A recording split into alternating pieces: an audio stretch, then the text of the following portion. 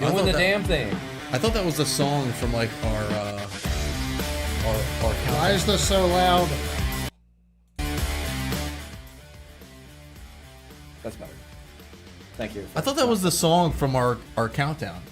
I tried to find music that was similar to it because I'm I pretty sure it really is. liked those songs. I'm pretty sure it is the song. It's from the not. countdown. It's not.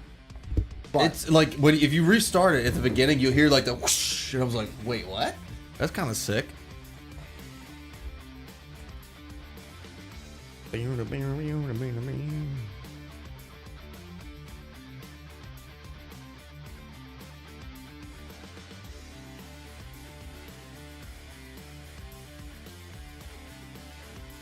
what up? What up? What up?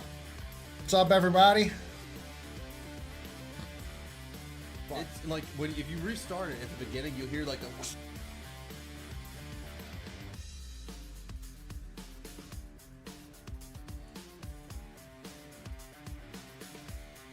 We're back. We're back with another episode of Friday Night Shenanigans. Shenanigans. Shenanigans. StreamYard. Hit that like and that share button. It counts the most right now in the beginning seconds of the show. So any likes and any shares helps us out tremendously. I did the invite all thing finally. Perfect. I did too, and we got like 33 followers from mine. Like Really? all my random like running club friends followed us. Oh, that's cool. Yeah. Hell yeah. Once we get some more folks in here, we're going to get started with the show tonight. So we put out a thing yesterday, actually. What are some topics that you guys want to know? And we're going to go through them tonight and talk about them. So some of the comments that we got on our Facebook, we're going to go through those and just kind of break it down. We haven't done that in a while, actually. We always get to the comments during the show, but we've never actually done a show based on the comments that you guys leave. So this is kind of a cool concept. Introducing some new things. Hey, while we got some folks coming in, I'm actually thinking about kind of spearheading this as we go into this year and this spring, but really for the whole year. And I know Chad and Paul are going to be involved, but I'm thinking about doing a series, like a YouTube series called Title Techniques, Bass and Beer Radio Title Techniques. There's a lot of really good information out there, especially on like YouTube and stuff like that. Wired to Fish, Tactical Bassin. Everyone knows Tactical Bassin. Those guys are fantastic. Benjamin Nowak, Bass Fishing HQ. All these guys are really, really, really good. But there's not a ton of like title specific stuff. Like there is some stuff, but it's not. I feel like we could really put out a quality informational product. Because there's only a few title Right. good title fisheries in the U.S. like Right. in the country. So you have like the Louisiana Delta, the California Delta, the Winyah Bay area in South Carolina, and the Chesapeake, Delaware, and I guess the Hudson kind of combines with the Delaware. Hudson, you said. Yeah. Like oh yeah, that's right. Like up by West Point and stuff like that. They actually have decent fishing up there. It can be. It's a huge tide swing, but Yeah. But yeah, so that's something we're thinking about doing. Just like a little series, Title Techniques, maybe 4 or 5 episodes, breaking down some baits, breaking down some grass fishing, how to read a tide, how to go against the tide. yeah, you like that, John? So just something we're thinking about. If that's something you guys would like to see in the future, let us know. I'm going to do it anyway, but if you have ideas or you have things that we need to get in depth with when we start doing Title Techniques as things get warmer and we start fishing a lot more, let me know. I'm down to do it. I think it's going to be fun. I'm going to have to give up some of my secrets, unfortunately. But it's all good. You don't have any secrets. No, there's not a lot of secrets anymore. Brian, what's These are going like- up? Brian down there at Daytona Bike Week. You got John from JCS in the house, Joe Mannon. Good to see you guys. Thank you guys for joining. Thank you for everybody else for joining the show. That is here. Charles, what's going on, my man? Tournament on Sam Rayburn next week. Good stuff. Oh, nice. Awesome. I love Sam Rayburn. I've Been yet a to couple fish years Sam since Rayburn. been a couple years since I've been there, but But, with that, let's get into this. All right. So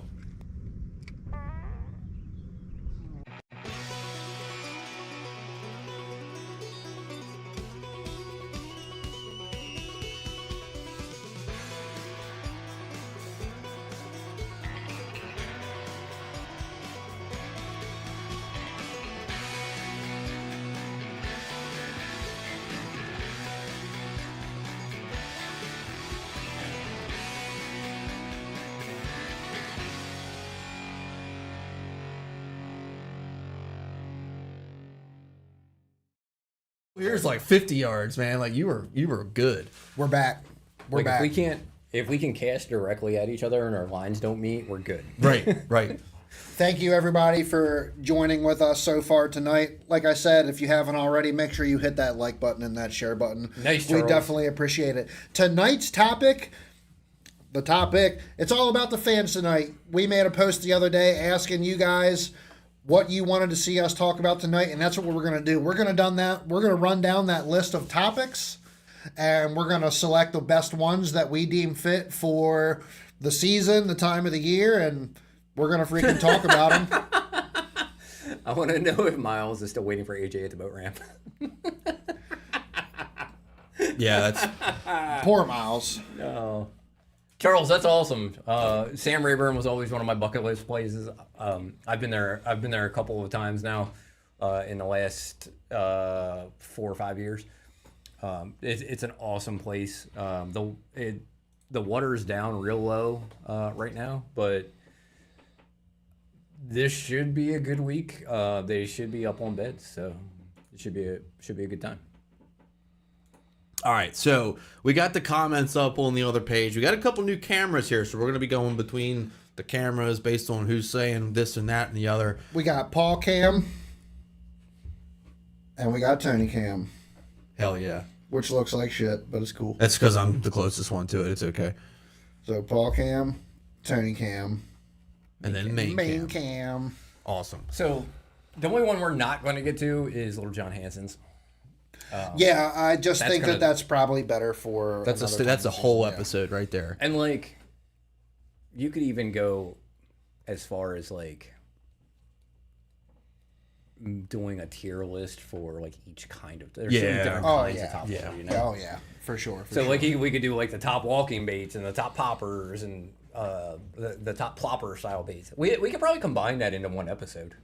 It would be a long lengthy episode. episode, but yeah, it would be good. It would be There he fun. is. If What's we going did- on, Jim? If we just did like maybe did like Sir, we because were they're all waiting just for you. smaller categories. So I mean, it would be like 5 or 6 from each. Yeah. 5 or 6 from each category.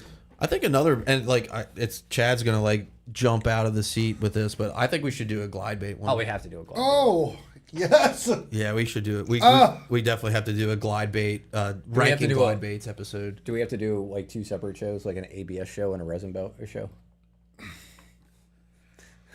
No, you know what, No, though? Here's my I thing. think we have enough time to combine everything together. I do think there's- we will separate the topic from resin baits to ABS baits. But as far as I'm concerned, hook set, buddy. What's going on, my man? As far as I'm concerned, there are some ABS baits out there that just are straight up performers. So How about the Chopo? Everyone's losing their shit on the Chopo right now. What Or not sorry, the chop block. Everyone is going crazy about the chop what block the right fuck now. is that? It's a It's a soft glide. It's a basically soft, a it's better a Berkeley Nessie. soft glide bait. From Reckless Rodents? No, No, it's Berkeley. It's a better Nessie. It's basically they took the Nessie. The Nessie was okay, and they made Well, it they copied good. the Nessie from something else, and then they made like Yeah. a actual like shad. It's a They copied the Nessie off the flagship. Yeah, that's the one. The flag something. But like a ton of people are loving the chop block right now. Jim says the chop block swims like shit. So it's not a swimming glide. I will say. I mean, it's definitely not a I'm swimmer. It's more of a you're- chopping. You're about to tell of all people Jim how to fish a glide bait. I mean, so yes, but I watched a bunch of videos on it this week, and everyone that I'm saying is like, "Don't swim it, chop it." That's what it's for. The person that throws nothing. mean, but it's glide kinda baits, in the like, name. all the time. Right. However, yeah, there's only a couple to talk about, but I do think there is some big players that are out there in the professional fishing world. And we're not going to get too deep into this because this isn't what tonight's topic is supposed to be. But you know, you got Roman Made, you got KGB, Bullshed. There's quite a few out there. Clutch. I mean, Piz. You You Phony can talk about Frogs. Piz and Henkel, and there's a lot of huge, big money baits out there that a lot of people throw based on what their taste in Which we baits can, is. which we could, it works with our list too, because you have high price ones and low price ones, so it makes it pretty easy to Right. to generate like a ranking on price. Like, Absolutely. Like a Hinkle is a 0 if we can put a 0 for price. I've seen Henkel selling for like $400 right now. Still a 0. Yeah. That's still way down compared to what they were going for. But anyways, If the bait costs more than my reel, I'm not throwing it. You should get more expensive reels then. That's that's the same price as a Daiwa Zillion. Yeah. That's insane. It's also a really sick glide bait. But Eh, anyways, it's okay. jumping into the topics. I'd rather throw a mothership. I do think this is a great topic to start out with tonight. I do really like John's suggestions. Preseason boat prep, last minute upgrades, and tackle organization. We're going to tackle this topic here for Three a couple of topics. minutes. It's three topics in one, but we're going to kind of run through that, and then we're going to move on to the next one. And this is honestly, we're getting a little bit late in the season to start doing these things. So preseason. However, let's start. Let's start with the first one: preseason boat prep. So lower unit oil, motor oil. I do that before I do that at the end of the season. So. Some people might not. Check your oil, lower unit oil, motor oil. Make Check- sure your seals aren't blown. Check your gas. Yeah, that's a big one. That's Yep. a big one too. Yeah. You know, especially like we've had a pretty bad winter here. You know, things have been sitting for a while. Like just find your bulb, pull the wire off, pump it into a glass jar. Find your ball and squeeze it. Make sure there's no water in it. Give your balls a tug. Pretty much. But yeah, that is a big one though, because like especially like and this goes back to a couple months ago. But if you know your boat's going to sit for a while and you're going to put fresh gas in it before it sits, make sure it's ethanol free. Or use a good stabilizer. Yeah. Seafoam is what I recommend. I love Seafoam. It's my favorite. I'm a Stabil 360 guy. Yeah. I've either Seafoam or Startron. Startron's good too. Another thing to check, as we talked about cold weathers, is your batteries, right? Like, You should always have them on a trickle charger through the entire winter. Yeah, or you make sure that you get a warm day. Warm day throughout the winter. Go out, throw them on the charger. Make sure they're topped off every once a week or so. Don't let them. If you have a battery cut off, make sure you turn that battery cut off. I am terrible. My battery cut off is not turned off right now. So I don't ever do that. I don't ever do that either. But first things first, check your gas, check your lower unit oil, check your engine oil. Make sure that If you have a 4-stroke, if you have, well, I mean, yeah, I guess, yeah. you're gonna check the oil if you don't have. A lot of the If you don't motors have- now are 4-strokes these days. And make sure all that is good to go. Put it on a pair of muffs. Make sure the boat's going to Yeah. turn over and run. Joe, I agree. Stabil Marine 360. What's up, Murph? Don't Jim leave has a lithium good- plugged yeah. in 24/7. My lithium stay plugged in 24/7. They have lithium trickle chargers now that are fine. Nick, what's going on, man? Thank you for joining. So Assuming you have a good charger and a good battery, like a high quality lithium battery, it doesn't matter if you leave them plugged in because it won't charge 24/7 anyway. after you have checked your oil, checked your gas, etc., what are some last minute upgrades that you would maybe do? Having your prop cleaned. For Good boat one. prep. Another one for boat prep is before you go out and fish that first club tournament, or you go out for that first whole day, of fishing. You go do a test run. Yeah. Just drop your boat at the ramp. Turn all of your electronics on. Make We're sure gonna all do your that this electronics. weekend. Make sure all your electronics are working. Make sure your motor starts. Make sure you want to find these issues before you go out and start fishing, because you don't want to have to. Nothing ruins a good day of fishing when stuff isn't working right. That's like for me anyway. Scott, I like that. I wish that would come through. You can definitely see. Is it the water on top of the fuel or the fuel on top of the water? Water on Fuel- top of fuel. No, fuel on top of water. Oh, Fuel's it is? lighter than Okay. water. Yeah. Water's heavier than the petroleum. Zach Ryan says lithiums are better kept at storage voltage and not at 100%. Depends on which manufacturer you listen to. Ionic says store them at 100, charge them to 100%, take them off, store them. I just got a lithium battery for my reservoir boat, and it said in Wait, there who just to not said store it. Ionic? I think he meant BMS. I think built. I think There it's- is absolutely nothing wrong with Ionic batteries. I love Ionic batteries. What's going on, Duke? I am. So I Dude, have. I don't. Like I said, different manufacturers recommend different things. I have. No, I read- totally agree though, because you want to know where my Ionics are right now? They're on that shelf right through that door, just sitting there. I have read that They got charged, they got taken out of the boat, and they got stored indoor, out of the weather. Why are they crappy batteries? I've ran Ionics for years. So is Chad. I have never had any problems with Ionic batteries, other than if I did it myself. I've ran Ionics for 5 years. Give or take. I got my I I got the have no issues with 48. that. I just picked up the 48 volt Chins battery for my reservoir rig. If I wasn't going to run so Ionics, I would just be running Light times. Light Times. Yeah, Honestly, for The what they Lifetime are, batteries, like dude. people like them. People really like them. So with that, I know because there are so many different opinions. Biggest thing with when you're talking about lithium batteries, just follow your manufacturer guidance. Yep. If they say to store them at 100%, store them at 100%. I just charge mine up and then I take them out of the boat and then I store them. And that's just it. Duke says, I He runs Relions. rely on for over a decade. Just made a switch this year to a Pro Guide. Okay. How you liking the Pro Guides? Have you got out to test them out, Duke? So the second part of John's comment was last minute upgrades. Oh, last minute upgrades. You said I said taking your prop to a prop shop and then just having them tune it up, make sure it's clean, get the burrs out of it. And there's only one prop shop to go to. Propeller Dynamics. That's where you should send your prop. so. The batteries are fine, Jim. I just looked at your picture. Their Bluetooth is and their app is shit. I will agree with that.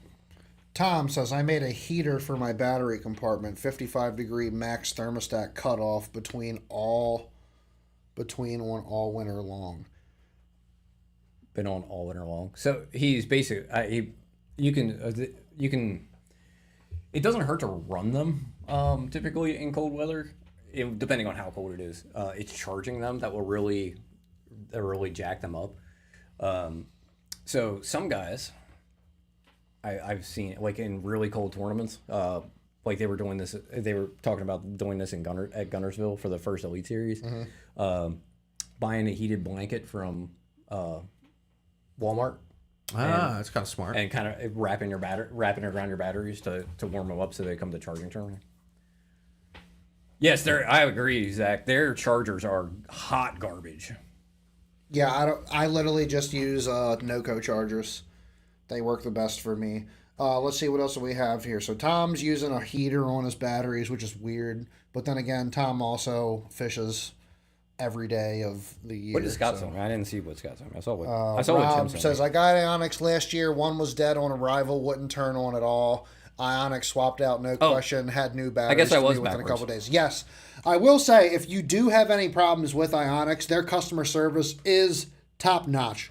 It's hard to beat their customer service, in my opinion, and that's kind of what makes it's a great battery no matter what, but the fact that they back their stuff is phenomenal to me. And I snapped off one of the pegs on one of the batteries years ago.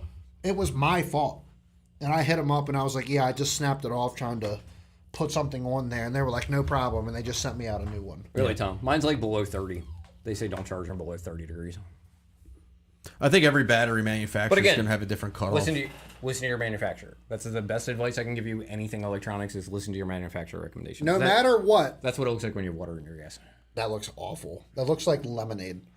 Do you see the line? Yeah. Oh yeah. But no matter what, if the people are willing to stand behind their product, then that makes a huge difference in my opinion. Duke says, I liked them so far. Went from 6 battery system to 3.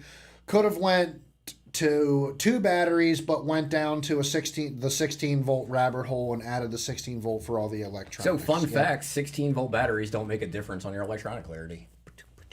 But so I always thought wondered they about did that. as far as interference on the black box for live scope. So the only thing that the only benefit that you really get out of it is a 16 volt battery pulls less amps. Do you have to get a specific Or 16 charger volt for a pulls- 16 volt battery? Yes. So you can't just hook it up to your Precision and just go. Tom said Chinesium doesn't like cold. Silly question, but why not bring batteries in the house if storing the boat for the winter? Chad does that. I fish all winter, so for me, it's I'm pulling them in, pulling them out. Like, screw that. Tom's if you're referring to like Tom, who's talking in the chat there with you, Tom fishes more than me during the winter, so he's definitely not pulling his batteries out. It's normally the charger that has the temp cutoff, so remember that when putting in the heated blanket. Silly question, why not bring batteries in the house if storing boat for the wintertime?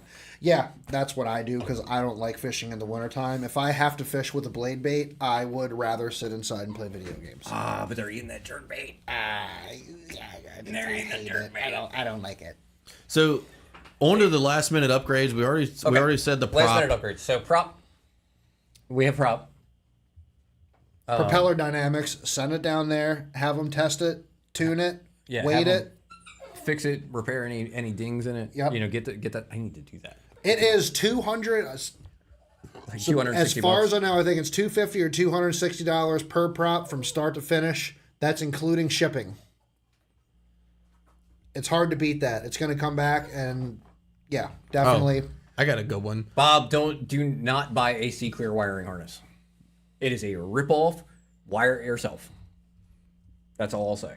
So my second upgrade is replacing the little watch batteries in your Power Pole or Raptor pedals and switches. I also have the 16-volt Ionic, but batteries. Yeah, so if you have Power Poles, so like on Raptors, it's all Bluetooth. Mm-hmm. So you have the switch that most people put on the console or around your neck, and then the foot pedals. Your foot pedals, yeah. So those will usually be dead. So what ends up happening is the first time you go out, you go to use your poles to dock, and the poles won't go down. And while you're at it, make sure you throw an extra set in the glove box. Yes.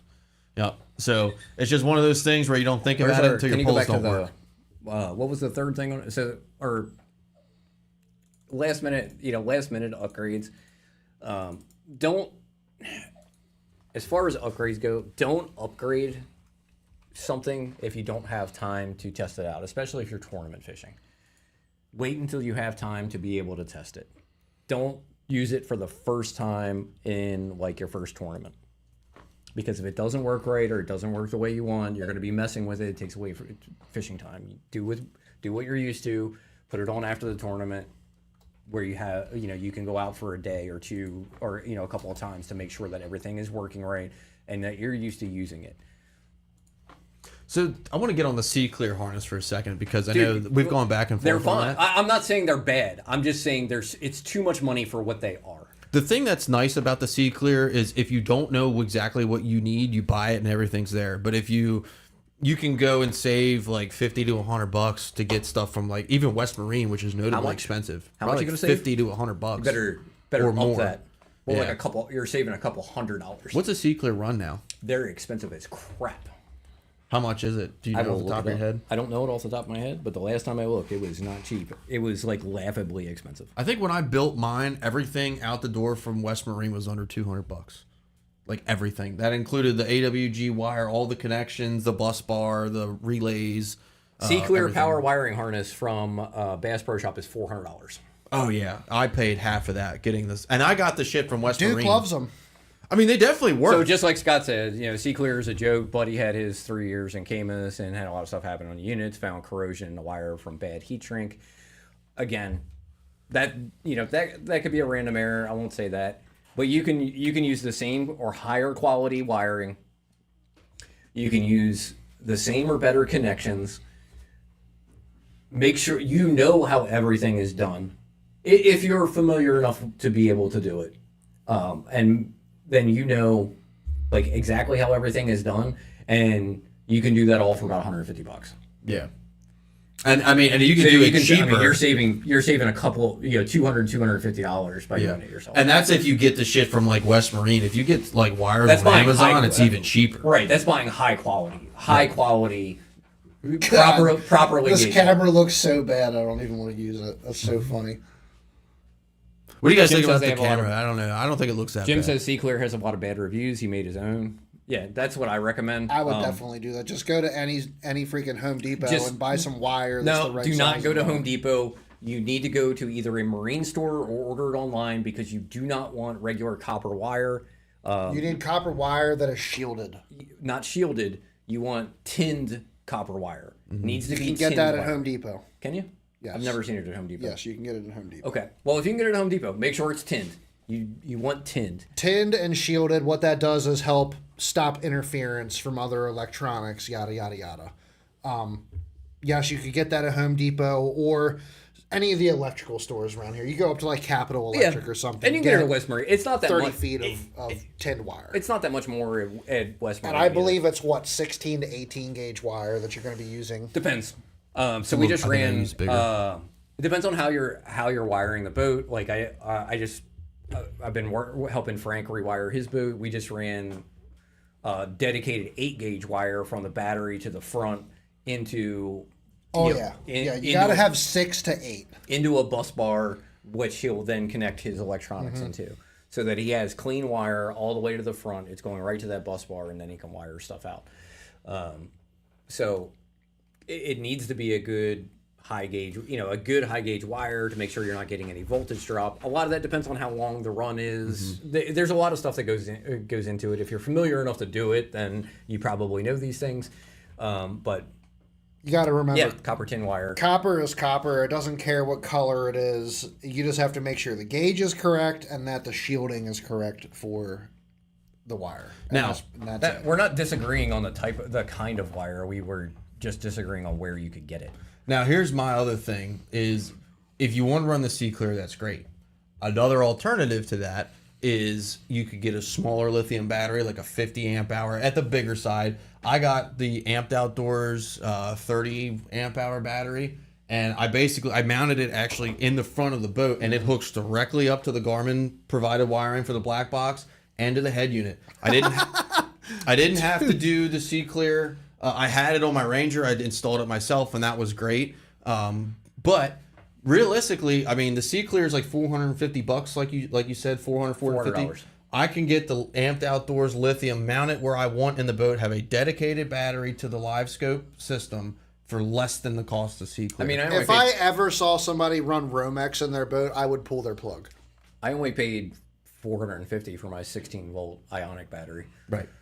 And it's the same way. Like I have it mounted in my front rod. It's mounted in my front rod locker. My Garmin unit, my black box are both wired directly to it. It's dedicated specifically for my Garmin and black box. You can kind of go either direction. If you have a really nice house battery that can handle all the stuff, build a harness, get C-Clear, whatever you want to do, as long as it's got the right components. Or you get a smaller lithium that's going to hook to the black box, to the head unit, and nothing else. Martin, you kind of do the same thing with that too. What's going on, Martin? Martin painting the house. This is from Romex. Now that's the route I went because when I built the C-Clear and the picture was fine, but I had a AGM battery that was set up to do for cranking, for LiveScope, for all my pumps, and it was fine until it wasn't fine.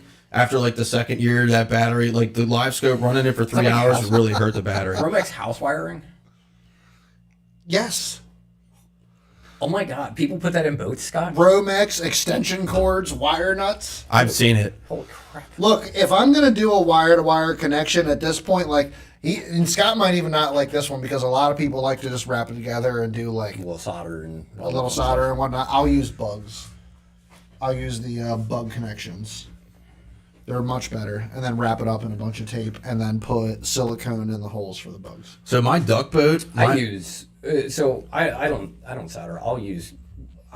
There's a reason that I don't solder, and I typically use, just like shrink wrap butt connectors, because I want to be able to change stuff out quickly if something goes wrong. Yeah. And like I can just. I can swap that out on the water instead of having to figure out I got a better one for you. So one day, and it's not like solder doesn't crack. So my duck boat trailer, my little John boat trailer, one day, I had to rewire it. Jim said there's a loud echo. Is it still echoing? Let us know if it's still echoing. But basically, I was complaining to my uncle one day. I was like, "Yeah, this thing needs to be rewired." And I before I went to buy the wire, we had, and I didn't even know this, a power line down the road on my grandparents' road had been knocked down for months, and they had actually cut it and left it coiled up on the side of the road. So my uncle went and picked it up, took it home, cut it in half, and that is now the wiring for my duck boat trailer. Is it only when Got Tony? Is it only when Tony talks? Because he talks really loudly. Oh, that just ruined the camera. Oh dear. No. However, it was definitely that camera that was picking it up. Why did it ruin that camera? I don't know. Oh well, no more Tony cam. Tony Cam is gone, so. But anyway, so my duck boat trailer is wired with wire that was on the telephone poles at some point. That Seems like overkill. Yeah. Well, no, it's the little bitty wire. Oh, no. What? The main camera is frozen. Oh no. I can hear the humming sound too, so that I don't know what that is. That's the refrigerator. That's the beer fridge. It wouldn't be Bassin beer without beer. Oh wow, that thing's loud. Yeah. So, another upgrade. Let's see. I'm not really sure what other upgrades. Can we turn Tony's microphone volume down some? Yeah, we can turn. Yeah. Hold on. Which one's They Tony? said he's really loud. Middle. Is that better? How's that, guys? John said the Paul cam is shit also. See? It's that fogginess. Yeah. We're still playing with these cameras a little bit. Is main camera back up?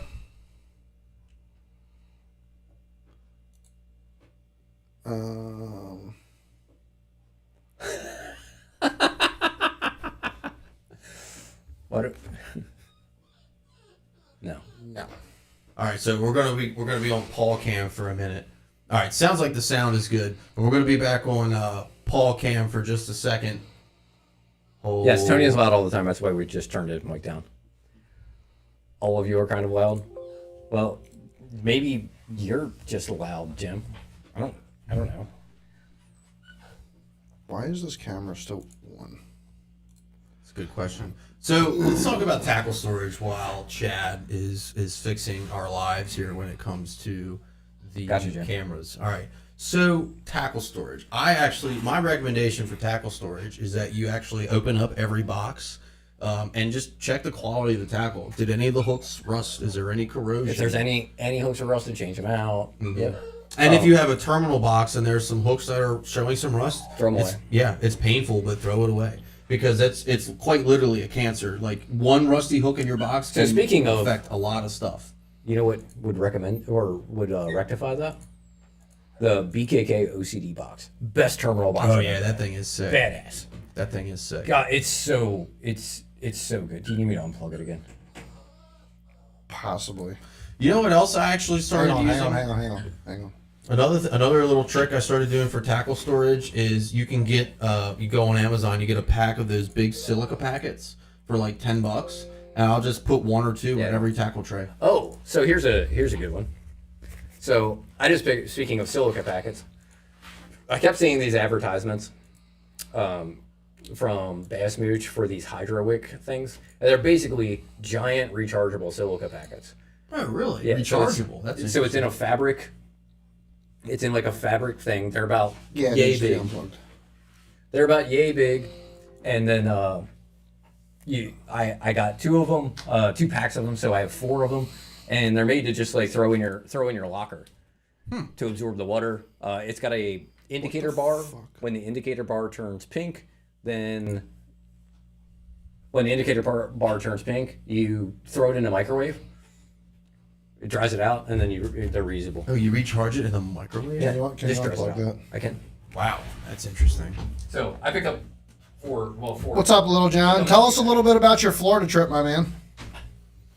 Other tackle storage for like coming into the season again. I think it's just like going through your tackle, checking the stuff, and making sure you don't have any rust, corrosion, or anything like that. Because like I said, Super important. yeah, it will Start spread. out fresh. Yeah. Oh, another thing. Don't open packs of hooks or anything until you're ready to put it in the box. I see. I disagree. Really? Yeah. I will wait until I have like 4 of a hook that I know I need left, and then I'll restock it so that I don't have any getting rusty. No, I keep like 25 Gamakatsu 4-aught EWGs but again, I use that BKK OCD box. So they're in their own little container, which is kind of nice. Looks like we're getting main cam back up here. Chad is working on it right now. It's just taking a second. But yeah. Other tackle storage, again, I will go back. I will go back to what I said earlier is don't do anything new until you've had a chance to test it out. And so if you're going to fish a tournament, don't change how you organize all your tackle the day before a tournament. Because then you're going to get in a tournament and you're going to be like, oh, I need this. And then you're digging around because you can't remember where you put it. Super, super annoying. I've done that before. Learn from my mistakes. What else with tackle storage? There's got to be some other stuff with tackle storage. Don't leave plastics on hooks. Yeah, unless you want to throw those hooks away. Yeah, I was looking at all my stuff that I put away for the winter, and I saw like 4 or 5 rods that still had worms on. I was like, shit. And then it ends up like rusting your keeper and Yes. stuff like that. So Yep. yeah, that's definitely don't store your rods with baits on them. What the f is happening? What did you do? I don't know. It wouldn't be bad to be a radio without technical stuff that goes on all the time. There we go. We're good. Got it fixed. Why does the camera look better now? It doesn't look as vibrantly red. It does look better. It's kind of interesting. So stupid. So stupid. yeah, I don't really have any like if you want any tricks with storage. Spinner baits are probably the hardest thing to store. Yes. The best way that we found to store them is buy 100 drug dealer baggies from Amazon and keep each one in a bag. I have one of those boxes where you set them up on the shelf and they just hang, and it seems to do fine. Yeah, I've still ran into corrosion on the blades with them. Even with trying, I've tried like every type of spinnerbait storage known to man, and one thing I saw with spinnerbaits that I liked was some of the Plano bags that have like the waterproof zipper. Cooks to go for chatterbait. Dustin, cardboard UPS boxes and Walmart bags. I hang mine and actually I know Duke does the same because that's where I got the idea from. I hang my spinnerbaits in my compartment so they're never actually in a box. And that's worked pretty well. I still end up with some rust because I'm a dumbass and I'm cheap and I have a swim bait on a spinnerbait and I know I'm going to use that spinnerbait again and I don't want to waste a trailer. So I'll leave the spinnerbait on there and then not use that spinnerbait for like 3 months. Another thing to talk about with tackle storage is changing out your line. Morgan Oliver. You would be surprised how many customers keep nail weights, drop shot weights, hooks, Senkos, and brush hogs in the bilge. That's a great place to wedged store. between all their pumps. Great place to store. I mean, and of course, there is literally absolutely nothing. No, I have no baits back there at all. It is batteries, power pole motors. Well, it's all from that is it. It's all from when you throw It's shit not on from the keeping floor it's and not then from it keeps keeping it it drain. Yeah. It's from stuff going down the drains and stuff like that that always ends up in your bilge. Maybe that's what caused my live well to destroy itself. I'm curious, dude. What do you mean by it says you say cooks to go for chatterbait and spinnerbait? What do you mean with cooks to go? Is that the storage thing that you use? Wow, we have 103 comments so far. That is ridiculous. I will say, Keep the comments flowing, boys. I will say this. I mean, as much as I like the organization of the Plano box for chatterbaits, like I hate the Plano latch system. Like it's like if you open, I swear to God, if you open the compartment and look at the Plano box hard enough, the latch is just gonna pop. The new ones are pretty nice. Really? On the new plans with the big latch? The yellow. You don't like that? The yellow. Hate them. I've never had a problem with it. The new Plano Stowaways, the latch is different. It's pretty nice. Okay. It's like a full length. That camera's picking up audio again. Oh yeah, let me fix that. Thank you, Matt. We appreciate you Thank telling you. us that. Should be fixed now. So yeah, the cooks to go. Cooks to go to is what Duke was calling out there. Yeah.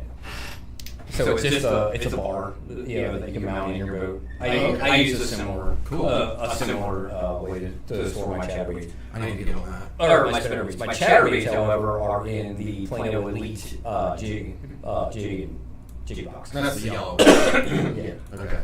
See, that's the one that I have issues with the.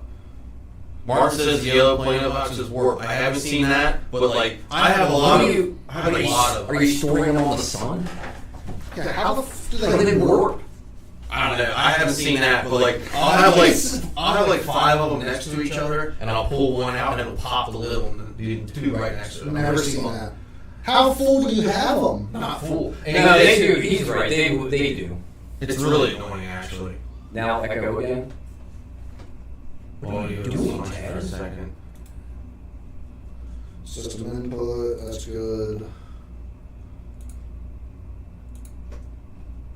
System input, that's good. Wait, go back one Did second. you delete that? The Tony Cam?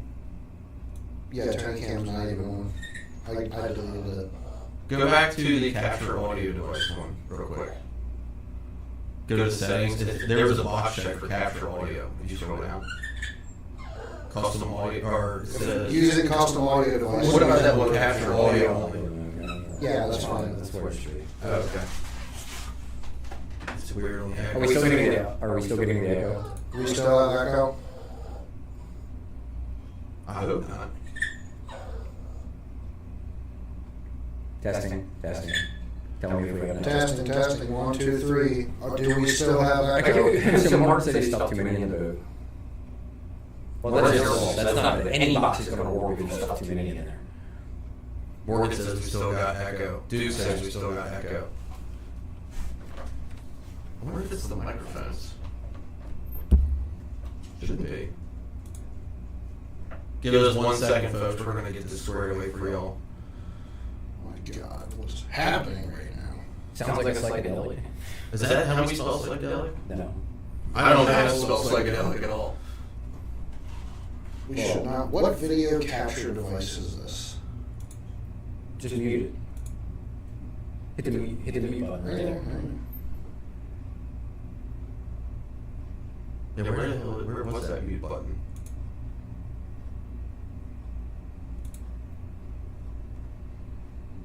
System input, use device. I would just mute it out there, just for the time being, and then we'll figure it out. Oh later. yeah, true. Yep. How did that fix it? Are we fixed now? I think we're fixed. I hope we're fixed. We should be fixed. Oh. Do we still have an echo? Testing. 1, 2, 3. Echo. Yeah. All right, cool. So Martin said he looked at the Plano Stowaway today at SFT. They're pretty nice. Yeah, I really like them. I just picked up a 3500 size, the smaller one for my treble hooks. That's the one you weren't here when we talked about treble hooks. I always miss the good shit. So, not to interrupt, but we don't use the webcam microphones at all. We use a Rode microphone system, so we have to disable all 3 microphones on all of the webcams. And sometimes it can get confused. I screwed with the software the other day for like 4 hours because I wanted to add all these different webcams, and it's kind of screwed things up. That's what's happening right now. But it's fine now. Yeah, we got to figure it out. Everything's good. So basically, what you take away from that is it's Chad's fault. It is my fault. I'm trying to get All right. I'm trying to get fancy with all these cameras. So we talked and it's about not paying storage. off. We talked about storage. I was saying it earlier, but line. You got to change old line out. Like line that you really left on your. storage. Well, it kind of is though. I guess that's What's up, last Tyler? minute prep. Yeah, like last minute tackle prep. I mean, you can prep all the tackle in the world, but if your line sucks, doesn't really matter. I mean, if the hooks are sharp. I change my line pretty probably more frequently than anyone in this room.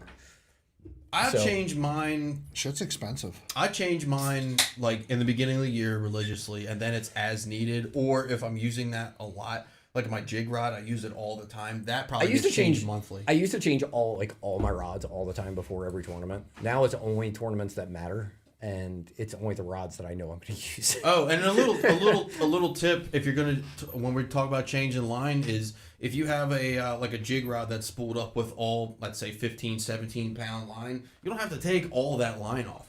get it down to like a third of it or half of it, but probably a third. Cut it, run it through the guides, tie your favorite line to line knot. Depends on how put that old it new is, line dude.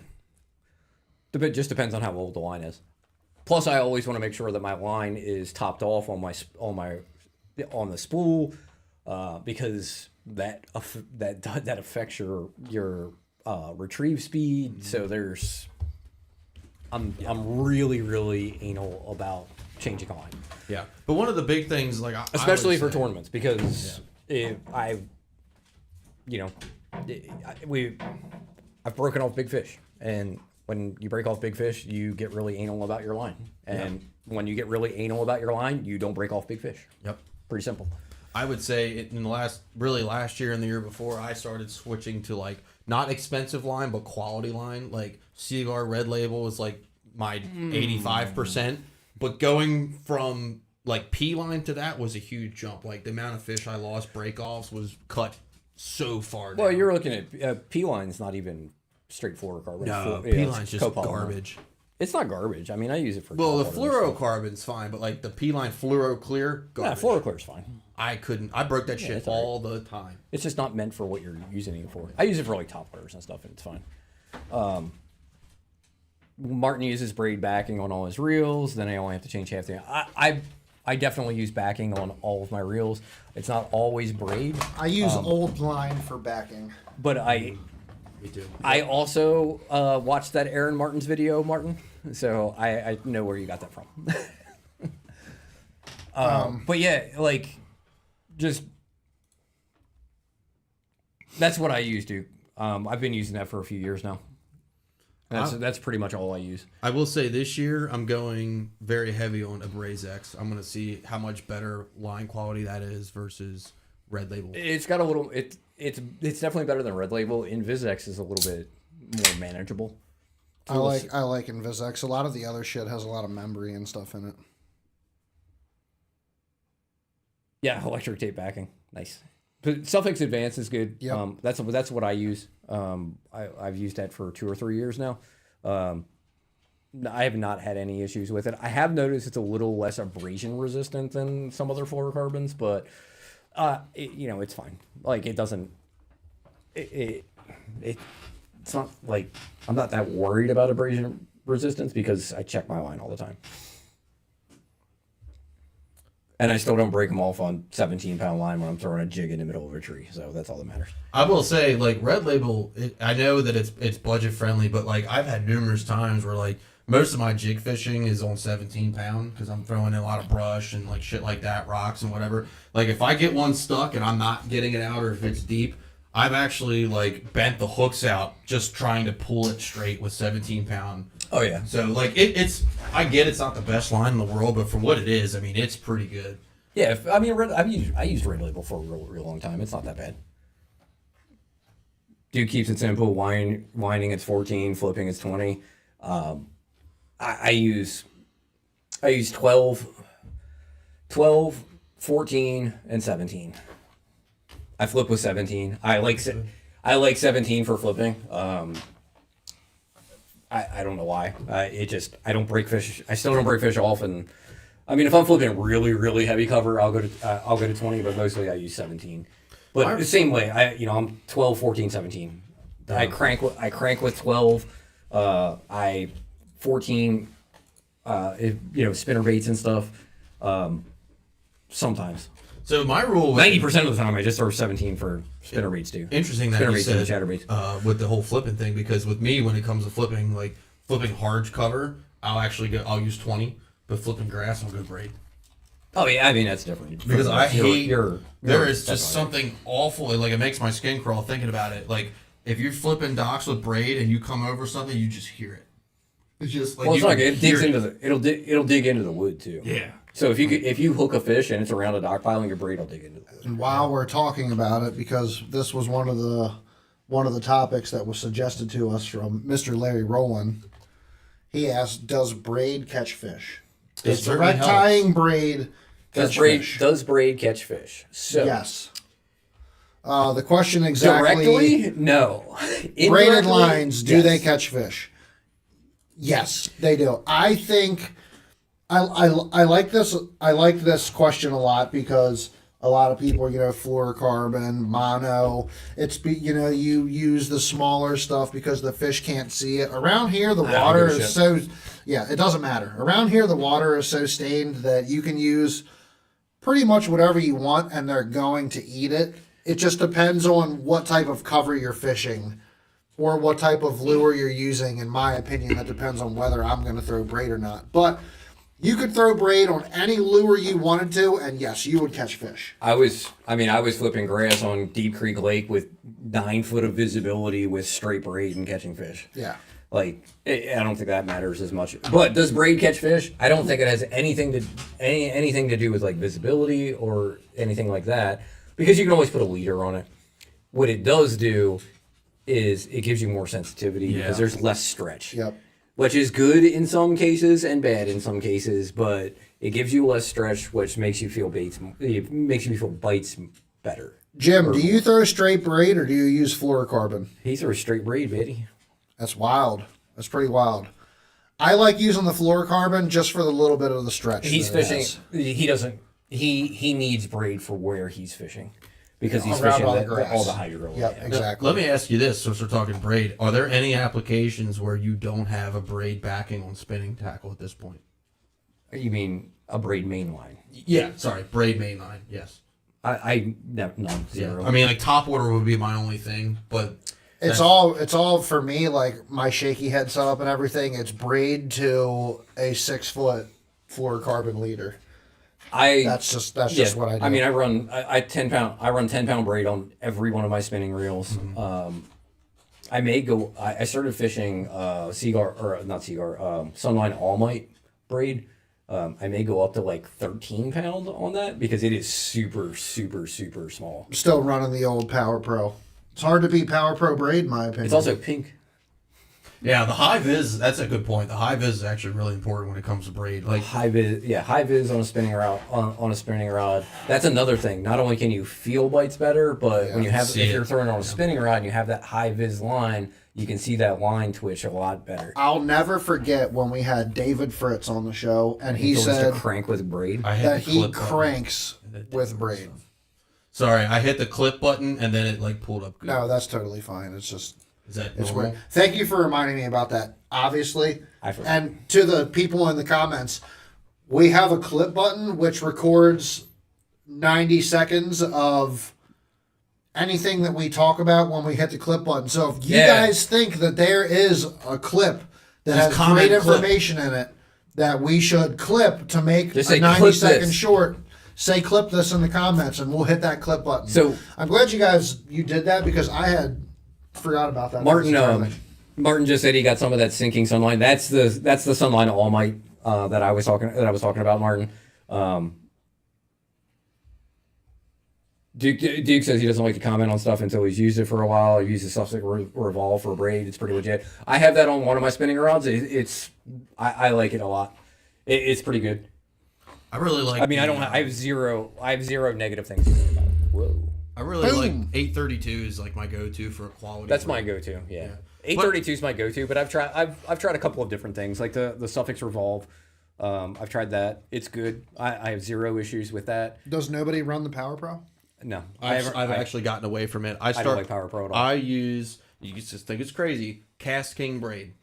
Why? Because it's $10 and I get like 600 yards of it, and like realistically, like we're talking spinning applications. You can't spell All Might. Like what's that? Did you go to school in Pennsylvania? I've been looking to, not that I want to get away from Power Pro, but I definitely want to try other things, and I have used the Suffix 832 before. I wasn't impressed with it. I love 832. I like 832 a lot. It casts. The 832 just casts so nicely. Jim says the Trickfish pitch black no fade braid. I've heard pretty good things about that. I've never tried it though, so I don't want to. I can't say one way or the other. I'm curious to try this Sunline braid. I'm pretty stoked to. If you guys are interested, I figure if like every Elite Series Pro is using it, then it must be pretty good. So if you guys are interested in getting a cheap braid, it's on Amazon. The Cast King braid. It's like 600 yards. I'm just saying, The only thing I will ever use from Cast King is their freaking tackle boxes. I won't use their tackle box And after I watched a video the other day. The net. Oh, did you watch the of one where the guy throwing it in submerged the it? pool. Yes, that was a good video. Where he threw a paper towel into him and submerged him in a pool. But the And Plano also leaked. the Plano didn't leak at all. Yes, it did. No. That Plano, he pulled out a dry paper towel. No, it was the other one that leaked. It Yeah. was the Bass Mooch or something, whatever. The Plano one was the only one that he put in there that didn't come out with a wet paper. Okay, well, I'm sorry, but guess what? My baits don't get submerged underwater. They might get a little bit of rain on them. 832 is like the 832 is like one of the smoothest braids out there. Wait a minute now. It's an We're talking 8 about braid. submerging tackle boxes. I had orange Cast King tackle boxes sunk in my boat, and my God, shit dude. was dry. I'm not discounting that guy. Oh, I'm but just my saying, shit like was I dry. watched that video, so I Come won't on, buy dude. that. He's like living proof of this right now. Like, I feel like The boxes that sucked were the green Spro boxes. The green ones, those were everything in there was trash. Yeah. those I things feel like sucked. some of those things, like when you start getting into like those cheaper made boxes, the quality control may not be as good. So like you may get one box that's good and one box that's not good. Probably. You know what I mean? Probably. My thing with it too is like I really did like that. We should put that in the comments. We should put that link in the comments. But I did like that video a lot. The submerging thing. Oh, I do have. I have Power Pro on rod because I had SFT spool reel for me when I bought it. I like Power Pro. The submerging thing was good. I don't but really it's like it, but how often are you? do I like like all the that. drop test in that because like you're gonna drop tackle boxes. Like seeing which ones break, versus which ones don't. I feel is more valuable than holding it underwater in a hot tub. You know. Because I don't think many of these boxes, unless your boat sinks, are going to be submerged fully. Well, you take one over the bow. I mean, there's a lot of things that can happen in submerge. You know that you're going to submerge boxes. I had my automatic bilge pump stopped working one day. Mine too. And yeah. So, I had some water in the bilge from, and it rained that day. My automatic bilge pump stopped working. So when I took off, I was running, you're running, you stop. It was sloshing forward and splashing back into my center tackle. This boat or your champion? This boat. Okay. So like I had this much. I had like 1.5 inches, 2 inches of water in my tackle storage. And so That's a good one. knowing that, like it's change your pivot bushings over the winter. Mine need done, and I'm assuming he's talking about the pivot bushings in and the the power Ultrex. No, I'm pretty sure he's there. Is the pivot bushings and what? poles. Your bushings and your power poles. Are you talking about Keeps you like poles? sway back and forth. Are you talking about poles or in the Ultrex? Both are probably equally as important. Yeah. Because I used to change my bushings in my Ultrex like 3 times a year. they were so bad. Oh, thank God they got rid of those with the Quest. I used to buy the bushings for the Ultrex 10 at a time. No shit. I would buy them over the winter. I would Speaking buy of bushings for the poles, have you changed the Yeah, have you all changed the of bushings for your Raptors at all? no. Those things look like You shouldn't they're have gonna- to. Yeah, They're actually supposed really to be lifetime impressed with bushings. those, You're supposed to never have to change them. which is huge. If Martin it's the says case. he really loves the Busby Quick Cube bags for plastic. I Those like those the. are really, really nice. They're expensive, but they're really nice. I have a couple of the Live Baits bait bags. Yeah. Those I are use- pretty nice too. I really like those. I use like the random like Bass Mafia money bag type. Yeah, You got a couple of those See. back there. You got to get the big ones though, like the freaking 2-gallon bags or whatever they. Mine wanna call are them. They're like 13 inches by 16 inches, right. and that's like the perfect size because like I have one for minnows, I have one for creature baits, I have one for worms, like, and they fit the perfect size. What's the next topic? Yeah, what's our Like next we've topic? hit braid depth a little Talked about braid. So we talked about braid. Justin's comment is great, but we planned on talking about that with one of our guests here in the future. We do, yes. So I don't think I want to cover that. Scott Dice has a really good one. Trying to find speed in aluminum rangers. Nice. He's not wrong. And then Derek's Trolling motors and, Derek Smith. Matt brought up trolling motors too. Matt Van Leen. So let's talk about it. Let's talk about trolling motors. Let's talk Here- about trolling motors. So now that the bugs have mostly been worked out, My suggestion is if you're going to buy a new trolling motor, match it to whatever electronics you use. Yeah, I would agree with that.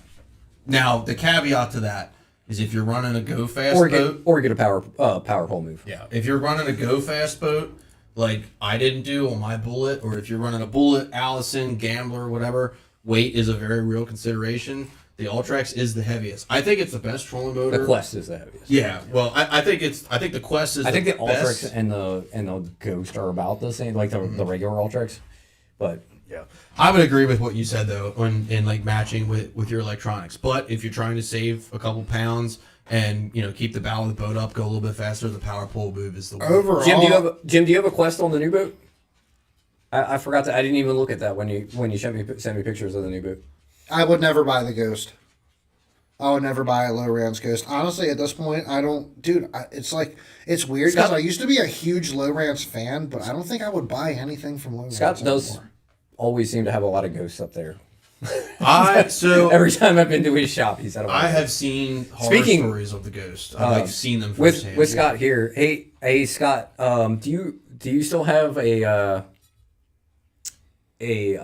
prop do you still have a prop shaft for a Quest up there? Because I still haven't got that fixed, and I really need to. Martin, don't load the boat with the trolling motor down. I've done that. I did that on my Maxim, and it looked like nothing happened to it. It was kind of hilarious. Okay, so I know the boat ramp rules technically are you're not supposed to load your boat with the main motor, but everybody does it anyways. Why are we loading our boats with the trolling motor? Well, so when your motor doesn't work, you kind of don't have a choice. Okay, that is reasonable. Certain ramps, they will actually fine you if you power load. Yeah, like really? Over that one Duffy's over at Sassafras. Okay, they don't want you power loading. So at that point, you just run your trailer down a little deeper, drift it up on, and then winch it back. So it's a true story. I was idling onto the trailer at Duffy's one time, and the attendant came out and was like watching, and I was just like. I was the only time I'd ever launched there. But what are you supposed to do other than use a trolling motor? No, you can idle. You can idle onto it. They don't want you power loading it on. So they don't want you pulling it up to the bunks and then, So I went up to him and I was just, the guy was a nice guy and everything. But I was like, so, did I do something wrong? He's like, no, we're just making sure you're not. New York's no power load. I'm like, why? He's I can show you a rock pile outside of a ramp on the St. Lawrence that says that nobody gives a shit about that, Scott. Joe says he's getting ready to pull the trigger on a Quest, but he's keeping his options open. Get the Quest. Get the Quest. It's the best trolling motor I've ever. Not that I've ever owned. The best trolling motor I've ever operated. I do like the power pole move. Frank has one. I've used it quite a bit. I heard that it was a little weird and finicky. It has the reverse, right? It does. Now that he's got everything straight with it, it's fantastic. Scott, what's the turnaround time? Like, if I need you to order one of those for me, like, how long would that take? But anyway, I'll ask Scott later. Yeah, for trolling motors, I love my Quest, but if you run Lawrence, match it up. The Quest, if you scope a lot, get a Quest. Yeah, it's the best. It is the absolute best for scoping because it has no delay and it has better feedback in the pedal. The other thing about the Quest is that because it's brushless, it's probably the quietest trolling motor, and because it's brushless, they're all brushless now. Oh, it is? Okay. Yeah. The Ghost is brushless. The Garmin Force is brushless. Obviously, are they still making the standard Ultrex? Yeah. Yeah. Yeah. Yeah. That's not going to be brushless. I'll get that. Right. I'll shoot it to you this weekend, Scott. Thanks. So I will say this: the Ghost, like I personally would never own a Ghost, even if I had all the ramps. I won't own a Ghost. I used a Ghost. I used a Ghost on my buddy's boat. Well, we fished a tournament on the Potomac. It was the only time I've ever used it. I absolutely hated that trolling motor. When it works, it's fine. But when I was that was the worst trolling motor I've ever seen in grass. When I was on the St. Lawrence a couple of years ago, my buddy, like his Ghost would not stow. Like nothing he did would make that thing stow. Like it wouldn't connect into place? Like when he would pull it up to stow it, it would like get hemmed up and that's a good point and stuff like that. Jeez. Yeah. Joe would have been to the factory 3 times. It still wasn't right. Joe had a good point. Like he could just get the regular. Oh wow! Something just started echoing a lot. There we go. I must have hit the wire. He said he'd rather spend the 1.5K. Matt Downs, what's going on, my man?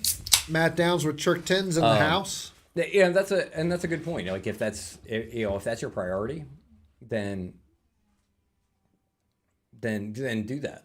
Get a regular Ultra. Regular Ultrix is a great trolling motor. There's nothing wrong with the regular Ultrix. Is it really another $1,500 for the Quest? My trolling motor was $4,500. Oh shit! Just get the Quest then. I got mine. Yeah, just get the. I'm sorry, not the Quest. Just get the Ultrix. So the Ultrix is like $3,200. If you get the Ultrix, you can find deals on the Quest where they'll have like a blemish product where like the paint's chipped off or some shit. It's like a scratch and dent refrigerator from Home Depot. Yeah, pretty much. But I got my Quest for $3,000 even. Like, and I mean, yeah, I don't even know where the blemish is, to be honest with you. I mean, it didn't sink, so it's fine. Yeah, the Move is very expensive. Yeah, the Move is. Oh, the Move is $5K. Yeah, the Move is $5K. It's $49.99. That's 120 pounds of torque there. It's similar to the Quest. It's not really any one thing you have to realize with trolling motors is there's no standard for measuring. Get with Duke. Hit up Duke, Joe. There's no standard for measuring thrust, so they can be measured differently. So like you could have like a 115 Ultrex and the Move is like 105 or something advertised, but they're like essentially the same. Well, and also like what were the old motor guys, like 101s or something? Well, there was a difference between like the 101 and the 115. God, Motor Guide. That right, was a good but it's like if you take an old motor guide that's 115 and put it next to the Quest blows it away. The old Maxim, the old 36 volt Maxim was 101. Really? Yeah. Oh. And then they have, then they got then they went to the 112 for the 36 volt. Yeah. Okay. What about the Garmins? What is that? The Ultra Force or the? They have the Force Pro now. The Force Pro. Yeah. 24 volt, 45-inch shaft. Yeah, you can go with the Ultrex. I would go with the Quest personally, but because you can always upgrade it to, you can run it on 24 or 36. Also depends on what you're putting it on. If you're just putting it on a John boat, you don't need all that. Again, Matt loves the Garmin. Matt says he likes the Garmin. Likes the Garmin. Yeah. I've actually never. Again, like I said, with at this point, like most of the bugs have been worked out. A few years ago, I still feel like everyone away from a Garmin. I still feel like the Ghost has problems.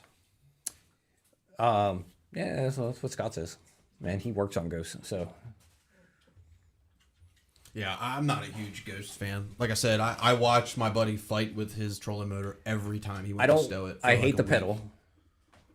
The pedal sucks. I felt like there was a delay in the pedal. As far as the response to the trolling motor, that's my experience with the Ghost. I know people that run Ghosts that love them. So what threw me off for the first couple times I used the Ghost was how the whole head doesn't move, just the arrow. That is super annoying. Yeah, it actually like really screwed me up. Especially if you're trying to scope. Yes, it messed me up a good bit. The couple times I used the Ghost, like I couldn't ever get it right because I was waiting for the whole head to move instead of just the thing. But that's just a personal preference. I mean, if you're used to it, it's not going to bother you. But like, that's why a lot of the guys that are running the Ghost, you see them have the pointers, like for scoping. Like they'll have a pointer on the shaft. Oh, really? Yeah, they make a pointer. They make a pointer for pretty much all trolling motors, but it's essentially like a piece about this big that sticks out in front of it, so you know which way it's turning. Wow, that's kind of smart. Actually. I don't want to need. I have a 360 on my boat, so. Like, I don't need a pointer smacking into my 360 pole. All right. What's the next topic? Thomas Aarons from Fishing the DMV, our buddy Tom, says drinking and tackle warehouse shopping dangerous. Well, we are drinking, and I didn't do any tackle warehouse shopping this week, but I did buy new rain gear this week. Oh, you did get some new rain gear? I did. What'd you end up getting? The Gill Meridian. Oh, interesting. Is what I went with. Nice. Because I found out that I am an essential employee. You didn't get Frog Togs? No, I will never buy Frog Dogs. We talked about that last week. I always think it's the funniest thing ever because I don't know why this like sticks in my head, but it was one of the nice. Nice. But yeah, one of my it was like one of my first tournaments ever with the club, and it was raining, and I remember Dustin came in with frog togs just drenched. He's like, "Man, frogs must get really wet because these frog togs had me fucking soaked." We got the like, Jesus. We do have the fishing flea market coming up tomorrow. Oh, that's gonna be fun. I'll be there. I got some pretty decent baits for sale. I'm I excited. have some good prices. Well, I will tell you that I'm out of jackhammers. Frank already bought them all. Like, Why were you selling jackhammers to begin with? They were colors that I didn't use. So I had like 3 of them, and I had them in a box and bloop. I actually built that. Winchester County AOI and get free swimsuit. Yeah, that'd be nice. One thing I think is I tried that once. We came in 6th. You beat us. The Flats Trail. They are. I think you beat. I think you. Yeah, you had to have beat us. If you win AOV on the Flats Trail this year, you get all your entry fees back, which is kind of neat. Wait, Matt, are you going? Are you coming to the Fish and Flea Market Middle River tomorrow? There's no way Matt's driving up for that. Come on, janky flea market. I tell you what, if you're going to be there, I'm definitely coming. Right. Well, if you do come, stop by and see me. I'm right down the main aisle. Yeah, that'll be fun. I'm gonna go tomorrow. It's always a lot of fun. I There's just some buy good stuff that I mean, there's cool. always some. You can always find some good deals there. It supports MR Bass and their club. A lot of people don't realize like they're you have a lot of expenses in a club. Yeah. You got to you're paying for plaques.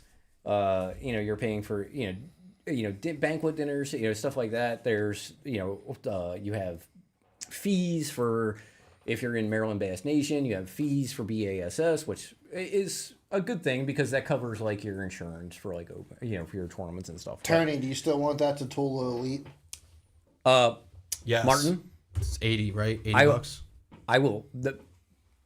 I'll give you 100. I'll give you 105. All right, easy. No, we had a deal. I'm gonna have to pull up my Arthur Morgan. We had a deal, Dutch.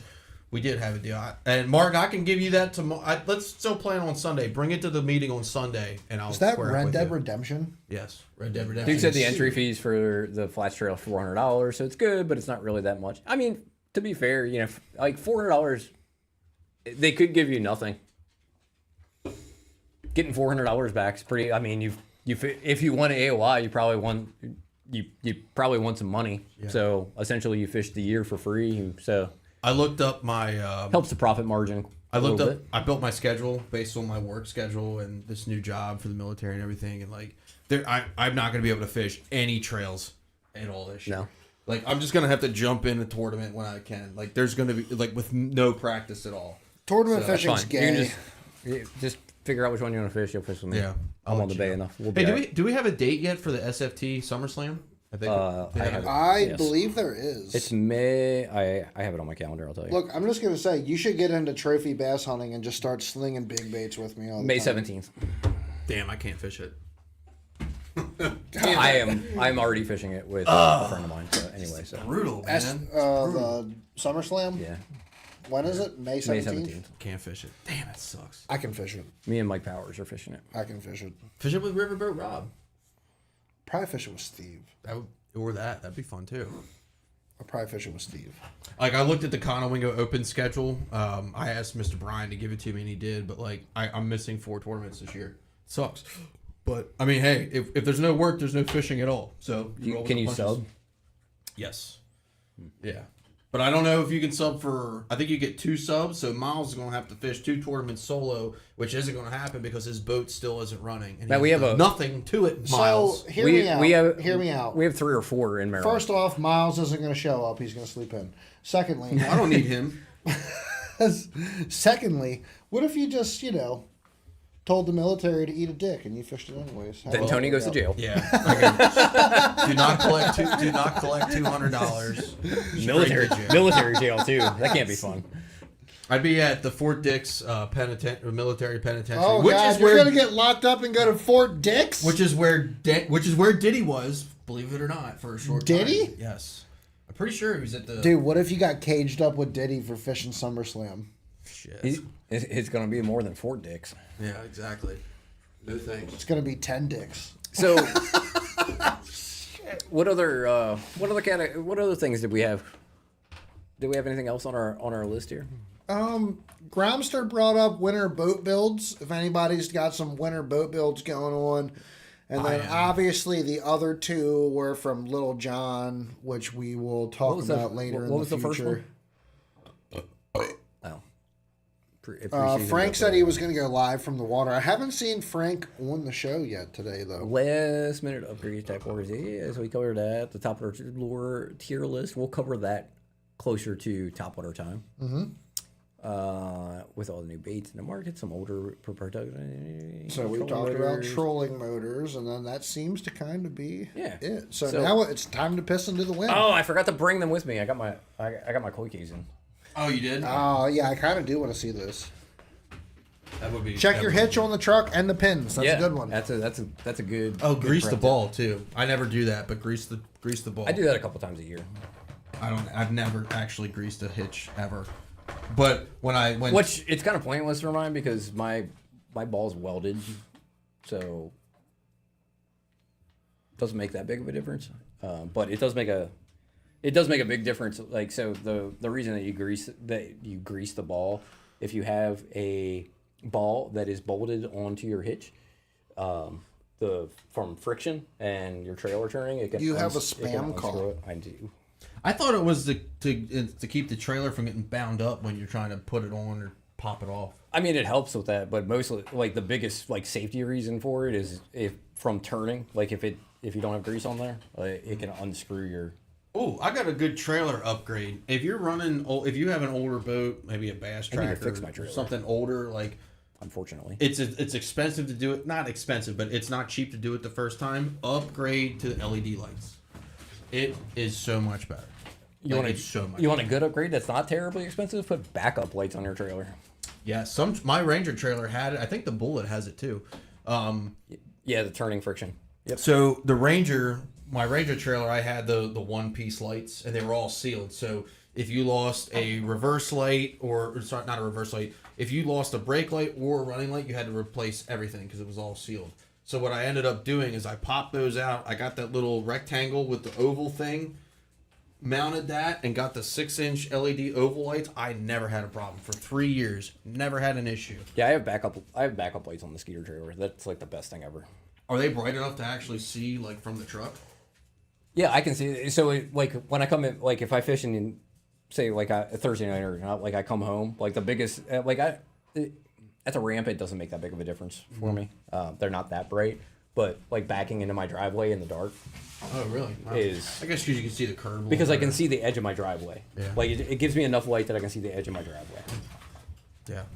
Same thing on the ramp. Like I can see, it gives me enough light. Like if it's a dark ramp, it gives me enough light that like once I get 90% lined up, like I can see like the dock or the edge of the dock or the edge of the ramp. Another maintenance thing: trailer bearings. I can't believe we missed that. Trailer bearings. Check the trailer bearings. That's what I need to check on my trailer right now. Jack that trailer up and wiggle the. I really think they're fine. I really think the cap. Remember when we went down to Anna? Mm-hmm. Yeah, your cap and the cap came off. I don't think it was the bearings that went bad. I think the cap just popped off. Yeah, and that happens. So I think that was really the main thing, but really weird how that just. I guess it was kind of bumpy on the way down there. And God, dude, Tony was hauling the mail. Yeah. Down. It was the freaking. Did you get in the express lane? Mm-hmm. In the express lane. Tony's in that 12 valve going 85 miles an hour. Dude, me and Ron got on that express lane this year, and I had that Ram cooking. Yeah. we were doing like 85, 90 the whole way down. Dude, I locked the torque converter in overdrive for that thing, and it was just cruising. Dude, Tony was just rolling. Great. Like I'm in my truck, which is like not a new truck, but it's a 2020 Ram 1500. Ooh, he's in this rusted out Dodge. Dude, I couldn't even keep up with him. He was going so fast. You know what? I'm so glad that your freaking trailer didn't break down on that trip on the way there. Martin says, let's change the subject. I have a nitro trailer. Guess what, Martin? I also pretty much have a nitro trailer. I felt so bad for Martin a couple years ago when we went to Deep Creek and like I pulled the boat and what did you say? In the parking lot, I see Martin with this beautiful white Huck fishing Dorado latch. What is that? I'm looking at it right now. If you don't have steps on the trailer, get them. You'll use them. Oh, yes. Steps. Oh, my gosh. Steps are a lifesaver. Oh, the Drado latch is that one that automatically latches. Like you pull up So on like the when you latches. like power load, it like latches. Yeah, that's nice. Yeah, those are pretty nice. Morgan says check your gear lube should be changed every year, but at minimum pull the bottom screw and check for moisture or milky lube. Yeah, I 110%. just changed mine right before I went to Wisconsin. Yep. That's what I'm getting ready to do Yeah, on my boat. steps on your trailer, like that's such a big, like a huge upgrade. It's not cheap. It's not a cheap upgrade. They're like the aftermarket steps. Like if your boat didn't come with trailer steps, that $400 or $500. But dude, they make. I didn't realize how big of a difference steps made on my. I don't mean to cut you off, but while Morgan is watching, I want to ask Morgan a question. Go for it. Because one of the topics that we were asked about was trying to find speed in a Ranger. So, Morgan, I'm getting ready to take my prop off the boat and I'm going to send it down to you guys to get worked. It's a Tempest Plus.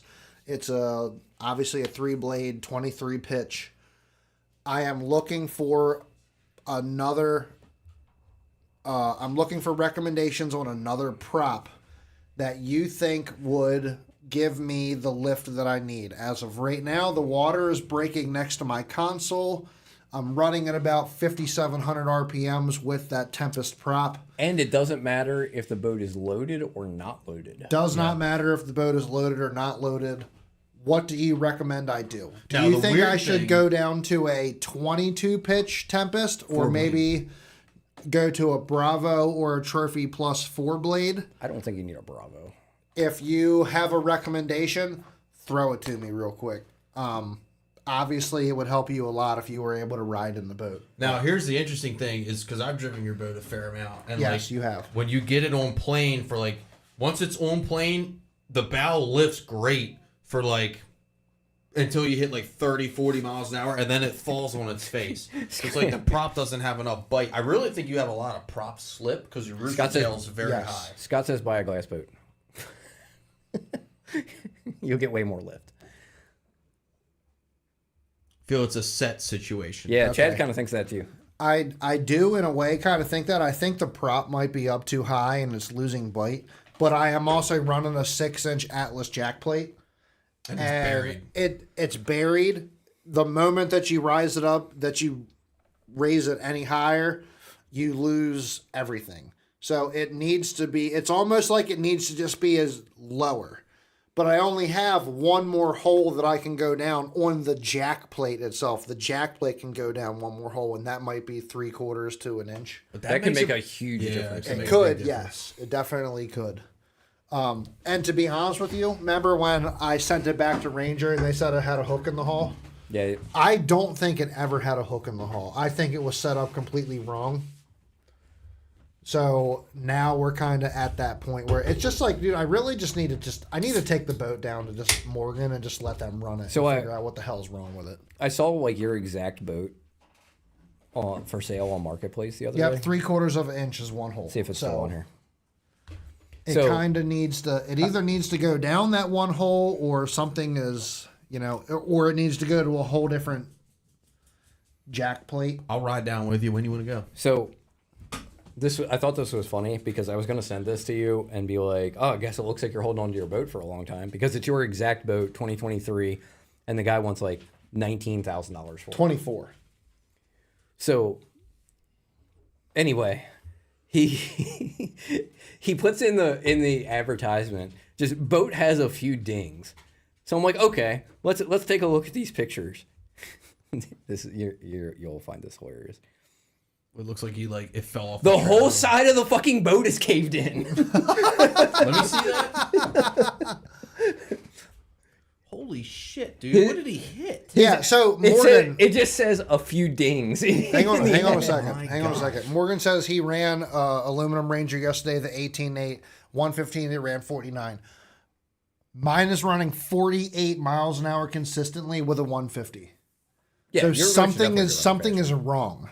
Bro, what's It is this a on 23 pitch prop, Matt. fast. You see that? Yeah, like I said, Morgan, mine is running about A few 48 dings. consistently, depending on the conditions. I can get up to 50 if the wind and the tide are going in the same direction.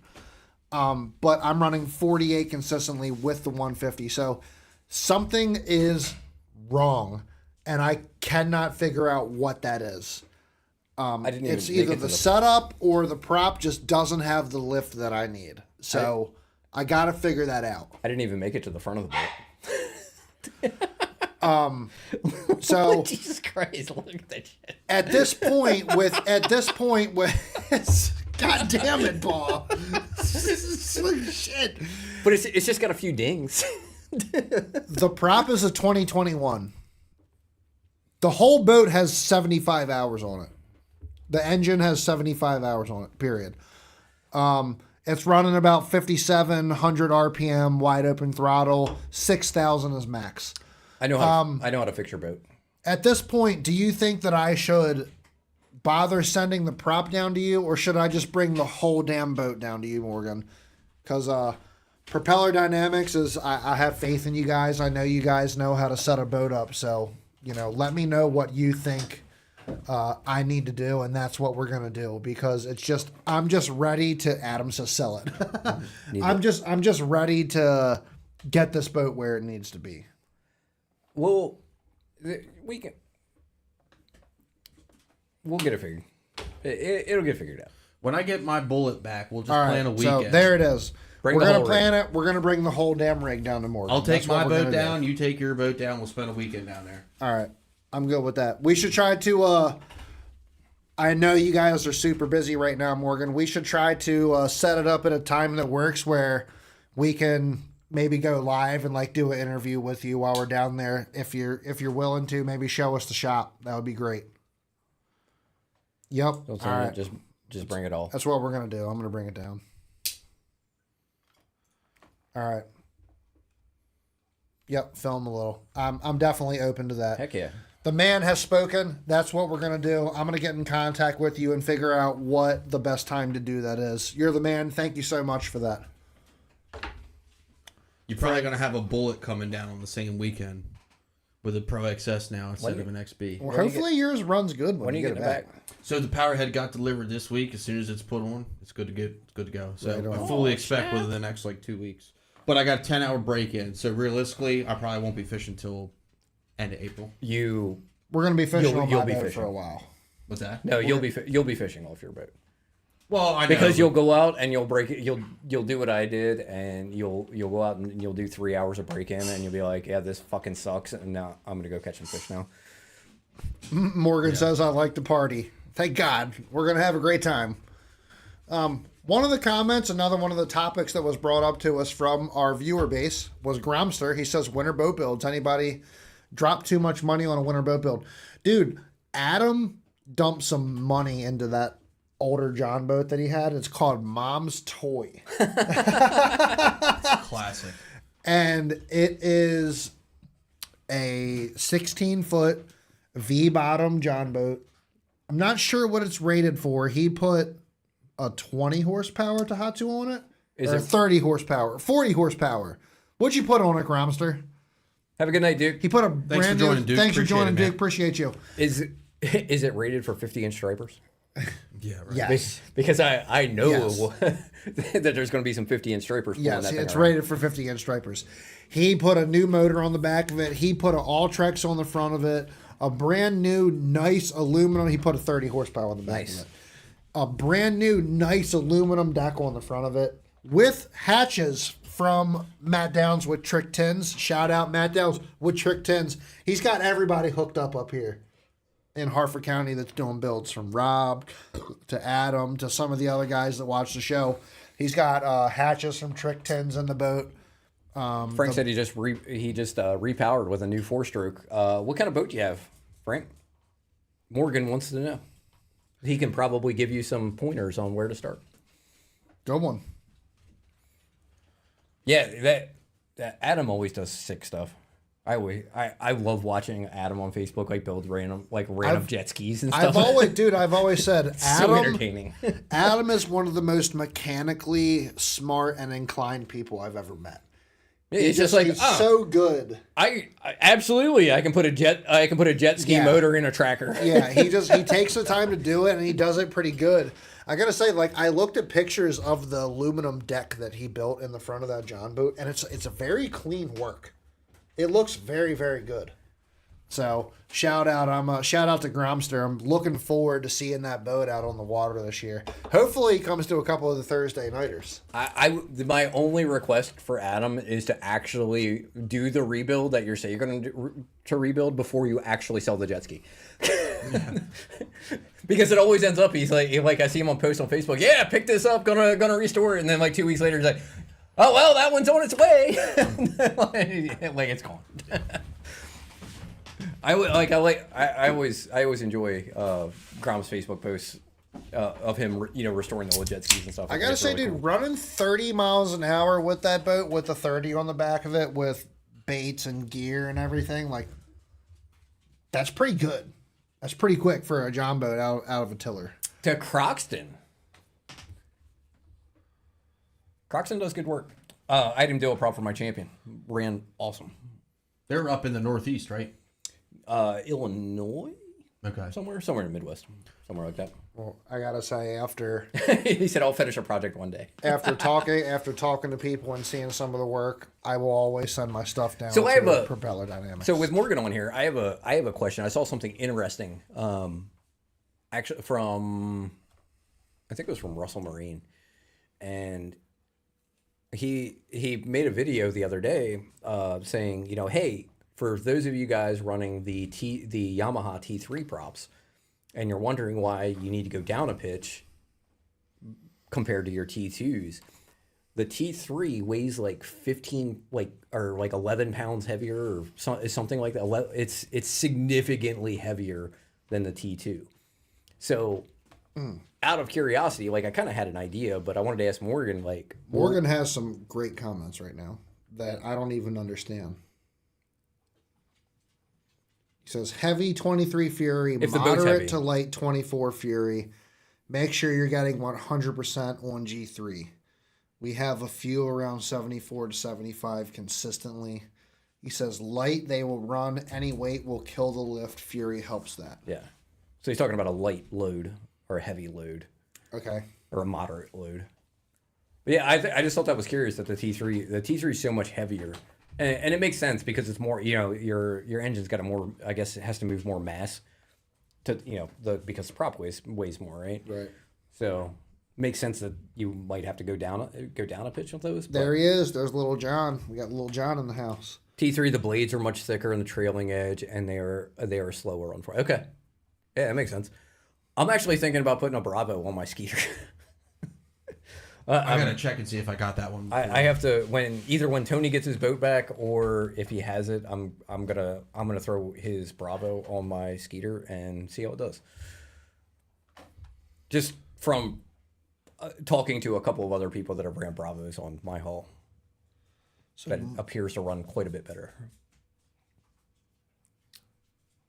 What are you doing? What are you looking for?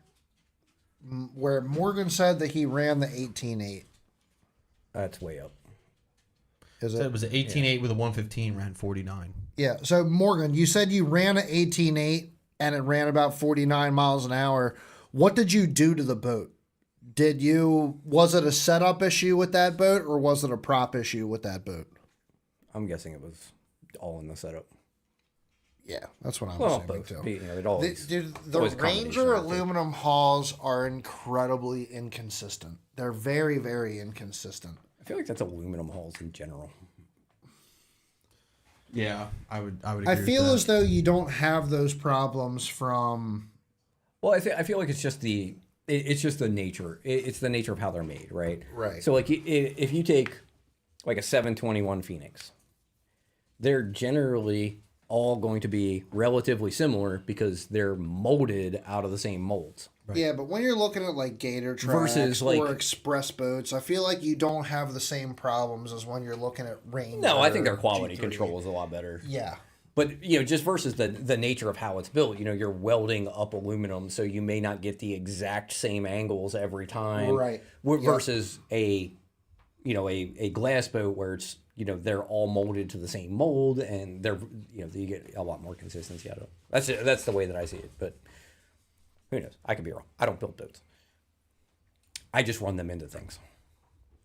I tend to agree with you. I just sink them. God. That I don't know boats. I just run them into things. Is that what you agree with?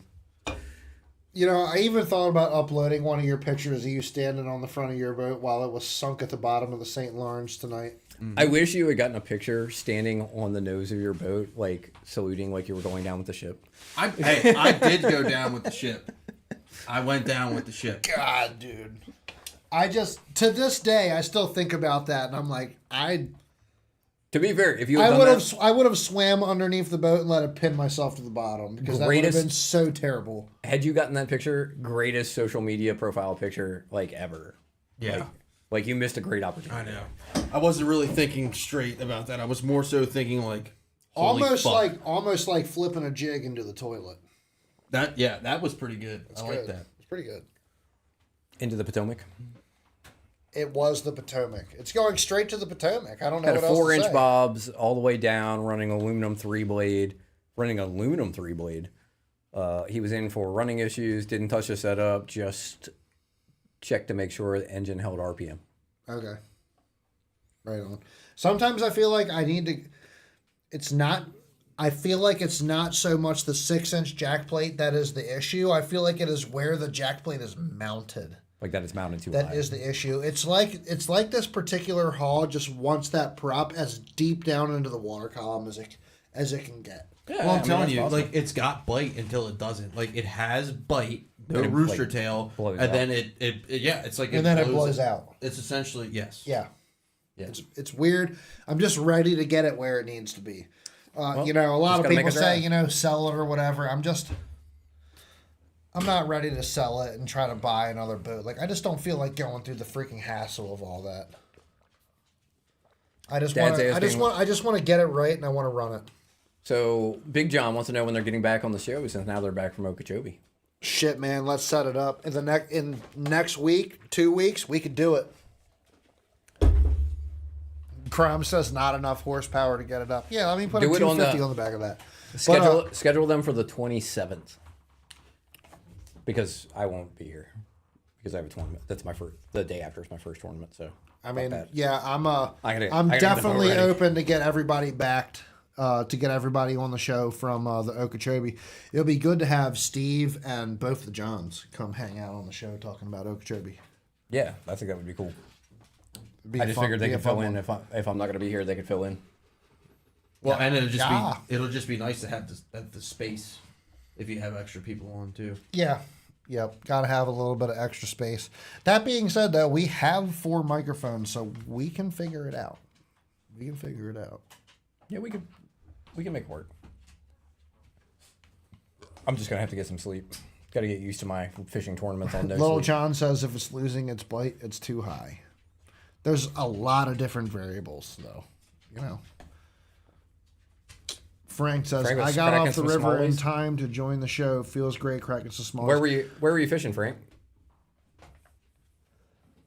I'm not familiar with the Ranger hull, but I see 42 to 45 with Tracker PTU and 90 Merc stock.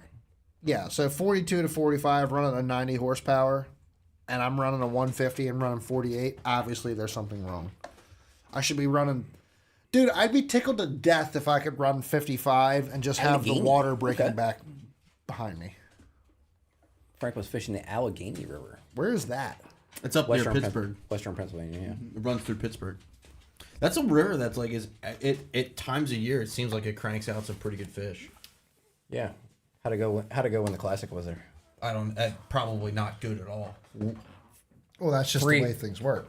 I believe Kevin Van Dam won with a 3-day total of like 12 pounds. I thought that was the Ohio River. Oil City. No, I'm pretty sure it was 3 rivers.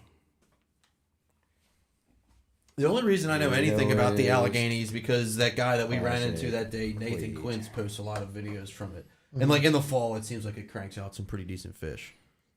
I could be wrong.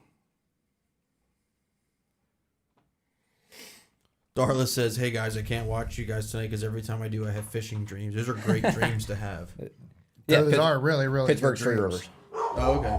And it was 12 pounds, 15 ounces for 3 days. 3 days, 5 fish limits, 12 pounds, 15 ounces. Damn. That is. Darla, I'll have to take you fishing. We'll figure something out. We'll find a lake somewhere near. So here's a question, like, and I don't follow. Yeah, that's your aunt or something, right? Yeah. I don't follow pro fishing as much as you guys do, but like, I do feel like having a couple grindy tournaments like that's actually like, kind of like a good thing. Wait, what's pro fishing?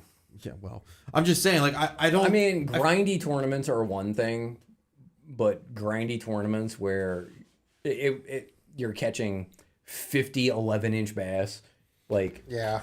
But you know what though? Like, I feel like that. Like a if lot you got of people can relate to. I feel like a grindy tournament. Yeah, I can relate to that. Let me tell you. But I feel like a grindy tournament, like that's exciting, is like where you're grinding all day to get 5 bites, and those 5 bites are maybe it doesn't have to be like 25 pounds, but those 5 bites may be like 14 pounds, 14, 15 pounds, in a day. But you grind it all day to get 5 bites.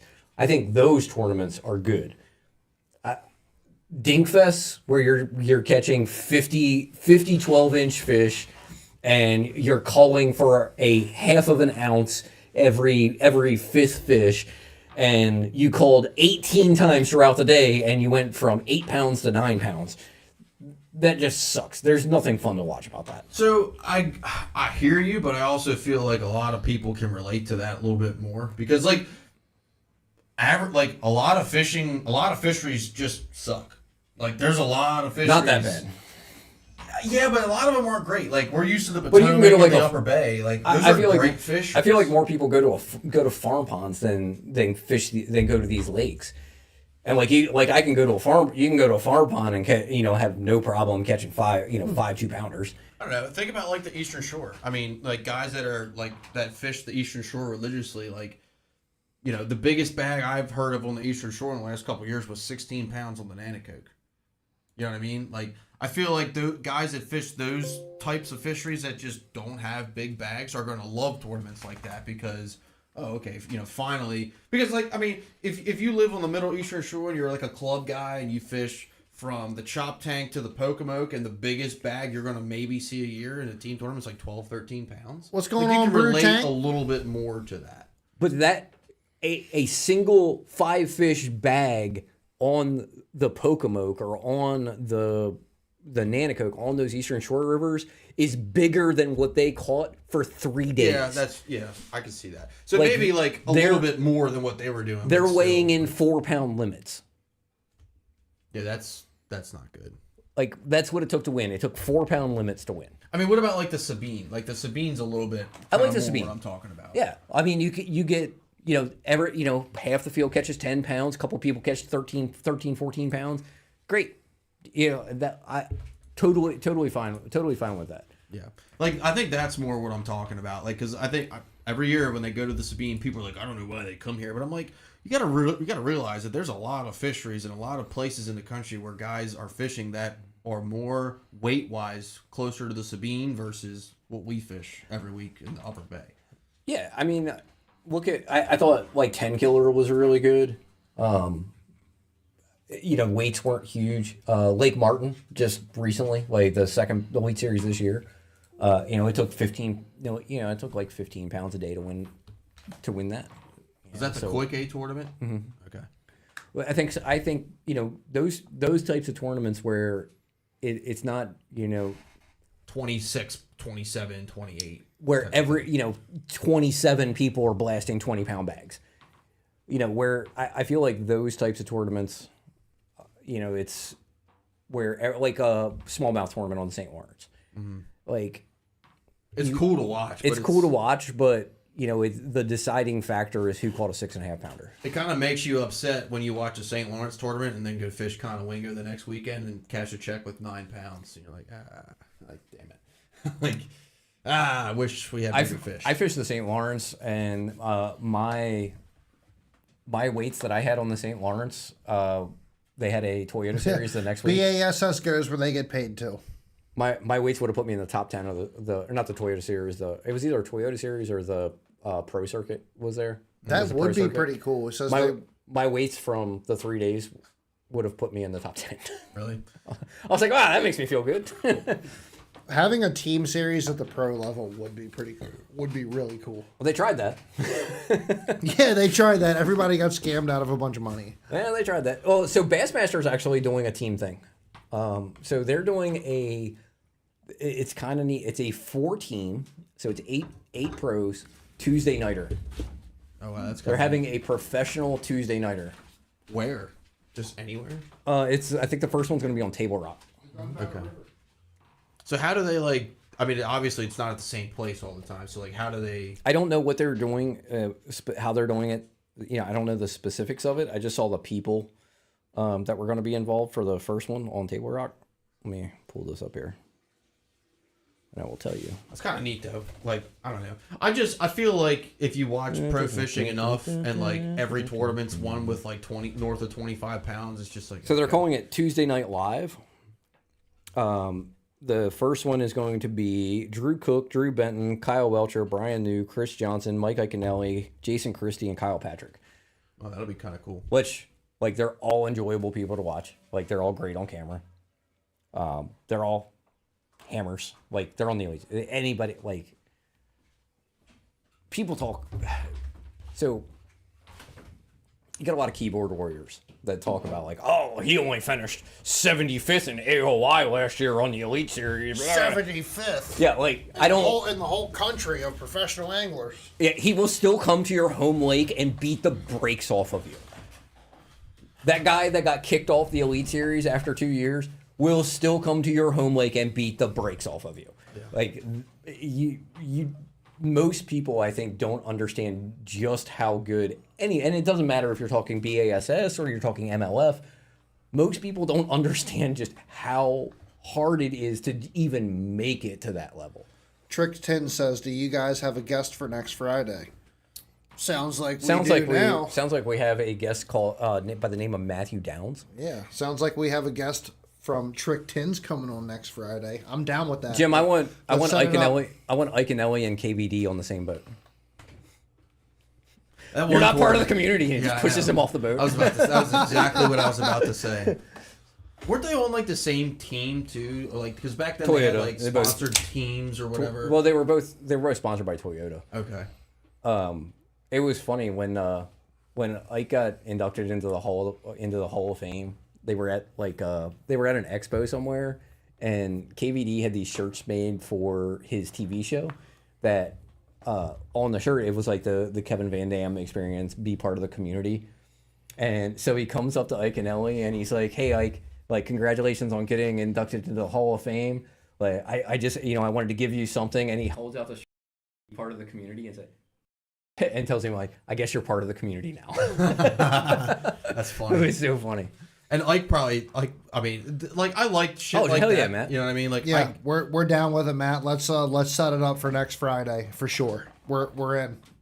I do like how like even on the pro level they get into little spats, but like for the most part, like 99% of the time, those guys seem to handle it like really well, and they all kind of get it. Like we're all fishing for however much money they're fishing for, but like it's weird because like at the pro level, those little spats are usually like very like whatever. Like we're fine at the end of the day. You mean like when Ishman Roche slapped the shit out of Keith Poche? That was an open. Oh my god! Wasn't that an open? That was crazy. That was an open though. No, I'm pretty right? sure. I'm pretty sure that was an Elite Series. Okay, because I was about to say. I do agree though. Well, I was about to say. I know they were. If it wasn't open, they were both currently on the Elite Series. Okay. Well, I was about to say is that like the little spats that happen in the elites are like at the end of the day it is what it is, but like on the opens it goes to another level. Like the fights that you see coming out of the opens are like way more intense. Byron Velvick almost got banned from the elites for slapping somebody at the boat ramp. Mm. He slapped a back when they had co-anglers for the Elite Series. He slapped his co-angler. His co-angler from the previous day, like he was fishing an area, and his co-angler from the previous day took his next day boater to his spot, and he said something to him in the parking lot, and like the guy like said something mouthy to him, and he just bitch slapped him, and he almost got banned from the Elite Series for That is it. crazy. Pretty hilarious. I gotta say, putting two of the best on the same boat together and watching them go out and fish would be super cool. Yeah, and MLF has been doing that. After their MLF, the MLF series has been done. They've had the MLF team series, which is kind of cool. You had like one of them, like Jacob Wheeler and Dustin Connell fishing as a team, and they're not only are they two of the best, but they're really good friends. So they know how each other fish. Alton Jones and Alton Jones Jr. were a team. Mm-hmm. And that was cool. You had the father-son team. So the whole team thing is it's really cool. And we talked earlier about things being relatable. Most of us fish team tournaments. Yeah. I was actually going to bring that up. Like, I practice differently, but I fish differently in team tournaments. Like, if I go out in a practice day, like if I'm practicing for a team tournament and I go out and I have a tough day, but I get Which one, Morgan? 3 bites and Byron? they're all over 4, like, I'm confident in that. Because I know I got somebody with me to get 2 more additional bites. But, like, if I go out practicing for a solo tournament and I only get 3 bites and they're 4 pounds, I'm like, I don't know, man. Well, like, I got to catch 5 myself. The other thing, too, is that like if me and you are fishing a tournament, we're not going to get out on the same boat and go practice. Right. You're going to go out on your boat. I'm going to go out on my boat, and we're going to compare notes. Right. And we're going to cover twice as much water. We're going to fish different patterns. We've done that so many times for the Thursday nighters when me and you were fishing together. It was like, why even bother trying to fish the same areas? You go fish one area, I'll go fish another area, and where we find them, that's where we go.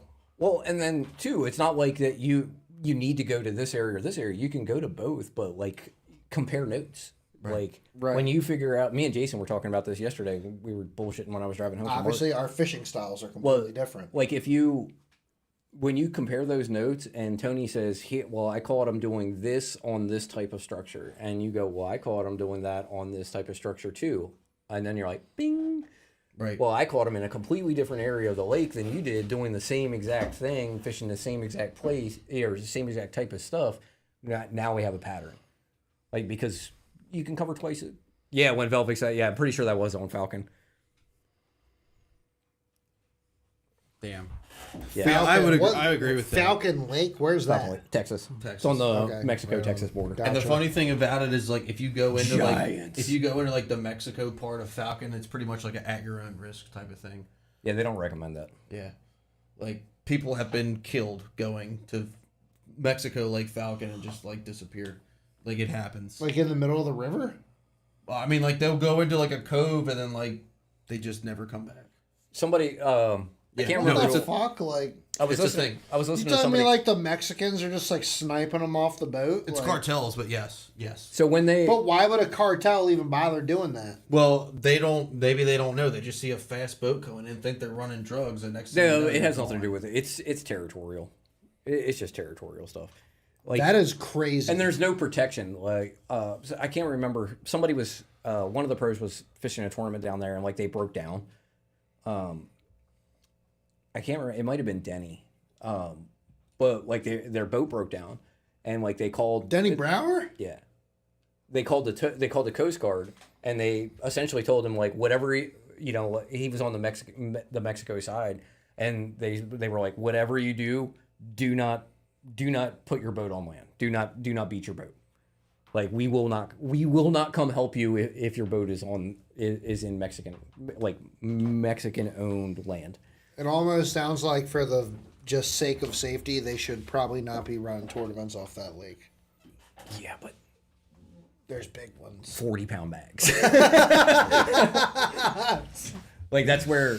So the all-time BASS record for most weight in a 4-day tournament came off Falcon at 133 pounds. That's not the Paul Elias record, is it? Yeah. Okay. That was on Falcon. Think about that. Think about the weights. That's a long-standing record too. That's damn. That's a 34-pound a day average.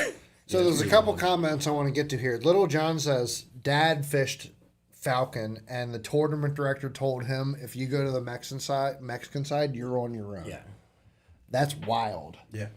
That is very, very crazy. I couldn't even imagine that. I don't think I'm going over to the Mexican side at that point. And the other thing that was commented, I'm very interested in, Jim says iCast registration is open. We should figure something out. That Dude, would be cool. I think going down to iCast as a team together would be insane. That would be very, very cool. Now, I will say, it seems like iCast gets a little bit smaller year after year. I mean, I'll go hang out because in of the Florida for social media influence. I would love to go to iCast. July iCast, 14th to though. I'm down for 17th. it. Hold on. Shit, that's basically my birthday. July 23rd is my birthday. It's a cool show. That's I very went a annoying. couple. I years would ago. I would fly down to go to iCast. I would go down to iCast. Oh, we should figure that out. We're driving down Why would we because drive? we're taking a boat. Okay, we're taking a boat. We're going to go down to iCast. I mean, we're taking a boat. I'm interested. I'm very interested. I've always wanted to go down to iCast. I think we should go to iCast. If we're gonna do this, we're gonna go down on. We're gonna drive down. So it's the 14th to the 17th, which is Tuesday to Friday. So we're gonna drive down like the previous Friday and go fishing with Jim for like 3 days. Yeah. or Yeah, I 4 think we days. should do that. Yeah. Somebody What is fishes it on called? Jim's boat, and then we'll fish on somebody else's boat, and we'll just, yeah. Yeah, we'll take my boat. I'm totally down with it. Tony's boat Jim, and- do you have... What do we need? What kind of connection? Or what do we need to be able to get passes to go that's to why I looked that iCast? up. What do we need to get passes to go to iCast? Do we need to be like a I don't need social to- media pass? Like, what is it? I don't It's need not to. cheap. I know that. I don't need to apply to exhibit. Register to attend. I know it's not super cheap. Fishing is at its best down there in July. I feel like that's like when it's like super hot. Yeah. I would think fishing's at its best like a month ago. Matt Down says, if you go to iCast, I'm coming. Dude, we got the whole group going. Let's go. It says a guide service. JCS Marine should be able to come too. So we need a company. We have a company. And a zip code. We could easily make a company. We are a company. Bass and. It's not LLC, but we could. I don't give a fuck. We could go LLC tomorrow morning. We can have an LLC by July for sure. We could have an LLC by the time the show is over with if we wanted to. It does take a little more time than that, It's not that much. but no, it's not. It takes like a week to get like everything. All my DDs in June, July, and August. Yeah, what if we, because Matt Downs is a LLC, what if we went down with Matt and used his LLC or something like that? Boom, media editorial. Perfect. I'm down. I'm down to do it. I really would do it. Yeah, we can- 110%. If we we could can get the definitely pull legit passes that we need, I would do it. I would I'm pretty absolutely sure- do it 110%. I'm pretty sure we can do it as Bass and Bear Radio. I think we'll be fine Yeah, I'd be fine. because What's your guys' thoughts? Because it's July 14th through the 17th. What's the thoughts here? I mean, I I'm don't. out because I'm at school. Oh, I gotta go, I gotta go to school. I gotta go to an army course for like all of July. Damn. But you guys should still go though. I would go. John, I'm not going to be your legal guardian for a week.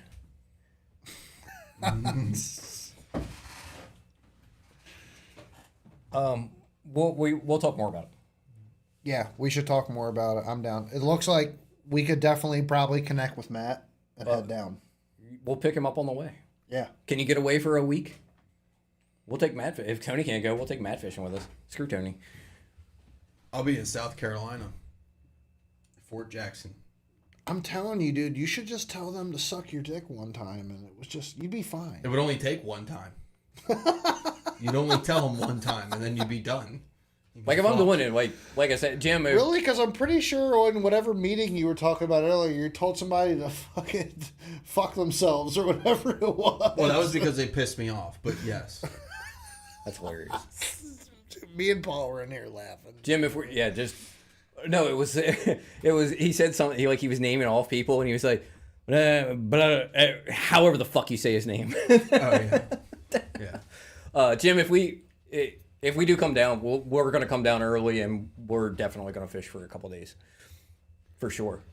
And I'm just gonna, as long as you have room for me to drop my boat off at your house. I would be Little John's chaperone for a week. He's going to hold all of my glide baits as we walk through everything. I just remember when I went in 2018. I think it was 18.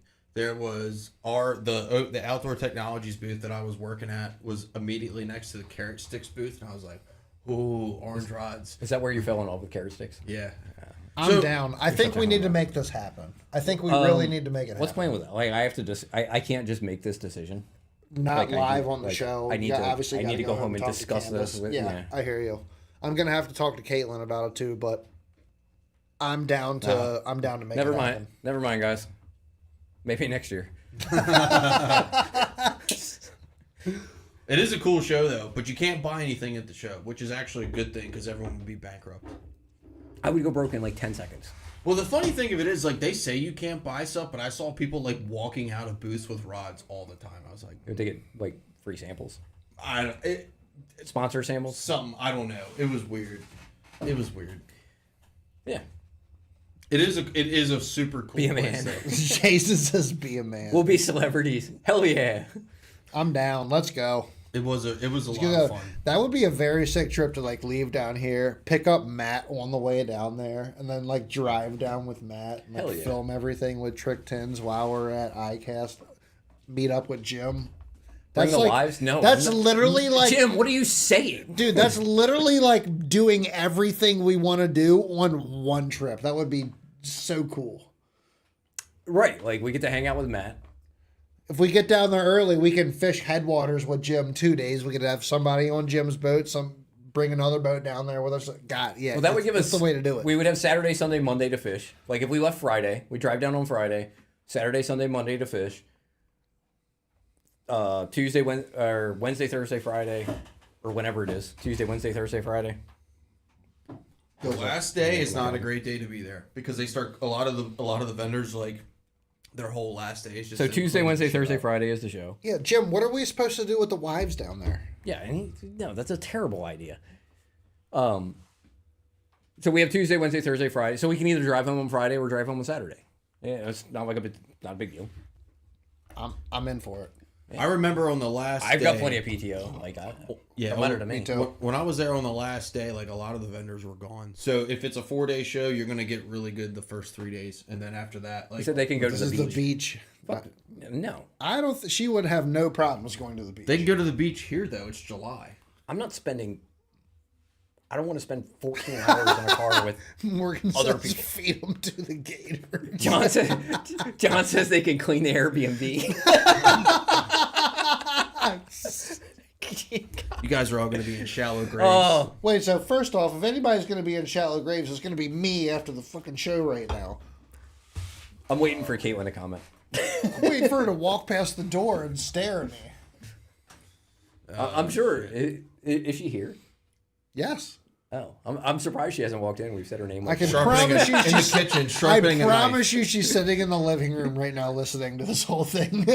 she's Slowly cutting. sharpening a knife. No, she's already Yeah. been outside and cut her brake lines. Loading a fucking shotgun or something. She's There's already. gonna be a sudden flash of light as I pull out of the driveway. Yeah. That's way too direct. She cut her brake lines. Yeah. All because of John's comment. 308 current comments. What a show, guys. Yeah, it's been Killing good. it. It's been So- a fantastic show. It is getting that time though. I can't imagine how great it would have been had it not been for the stupid bullshit we went through with the microphone cameras. And Miss Caitlin, I didn't say anything. It was Chad. Threw you right under the bus. With no brakes. Yeah, that bus's brakes are gone. Oh, this is great. Good times. fantastic. Love these Friday So- night shenanigan shows. MR Bass Fishing Flea Market tomorrow, 8 to 1. Come out. Some of us will be here. I have a table there. Martin has a table there. Tony will be there. Is it Rob might be cash there. only, right? Bring cash? It depends on who you deal with. But everyone mostly, should yeah. bring cash. Bring right? cash. Okay.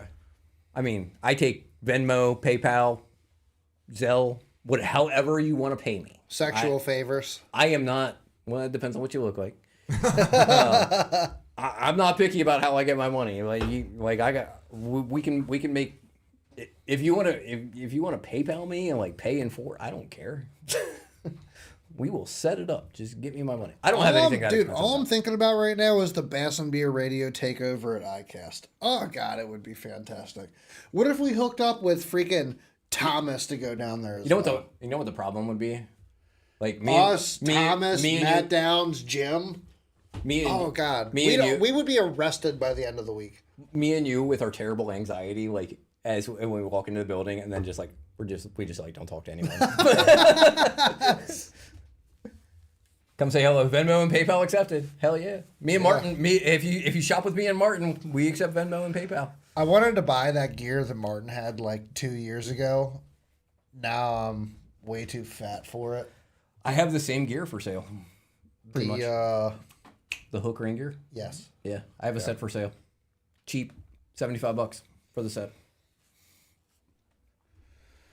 Well, I Oh, just got my man. new ring gear today. if we're for whoever's going, we're gonna see you guys there tomorrow. I know me and Paul. If you want to go, dude, let's go. We can just roll I up. think I'm in. I think I should be good. It'll be fun. I just gotta wake up in time. Like I said, you could literally spend 2 hours there and see everything at the most. You could see everything in an hour. Oh, You'll be yeah. there for an hour. Yeah. You'll be good. I Just bring know. a fat wad of cash. You'll see some cool stuff down there.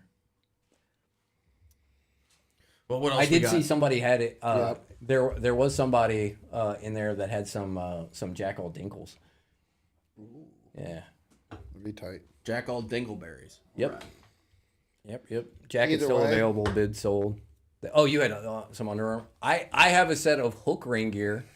If anybody, it's a men's medium because I'm a skinny fuck. $75. Bibs and jacket. That's a good deal. Either way, Martin will have some giant DTs there. I have my giant TD now. I'm happy. I don't need to buy one. I think Jason Stevens might swing by. Heck yeah. I need a beer. Even though we might be ending, I still need a beer. I got all kinds of stuff. I got Thunder Crickets. I could talk about a million other things right now, honestly. Tony, I got like 6 green pumpkin Thunder Crickets for $5 a piece. I do like a thunder cricket.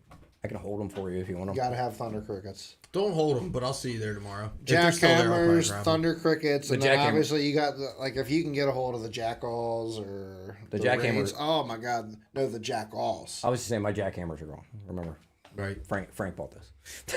You know what? You Before know, it even Frank, started. Frank doesn't need any more jackhammers. No, Okay. no, not at all. He's probably got 100 of them. Frank's probably got. I don't know why. I never drove over his house to take care of it. Frank's probably got that. I don't know if it's sold. He had it in the auction the other night. Did he? Yeah. I'll buy it. If it did, I don't know if he still has it or not. If he still has it, I know I'll he didn't have. definitely buy I know he doesn't have it down there because I was helping him put stuff up. it. Okay. But is it Fire Tiger? Yeah. No, it's not. It's the crappy American flag one, and I can't afford your Fire Tiger one. I do love my American flag one. That's pretty awesome. It's pretty badass. It's not as cool. It's not a Bush Light one though. Up there. Yeah. Bush Light Rapala. Bush light, yeah, bush. Get deep in the bush. Yeah, I bet you were, Martin. You can steal all my junk. If I don't have to take it home, that's a win.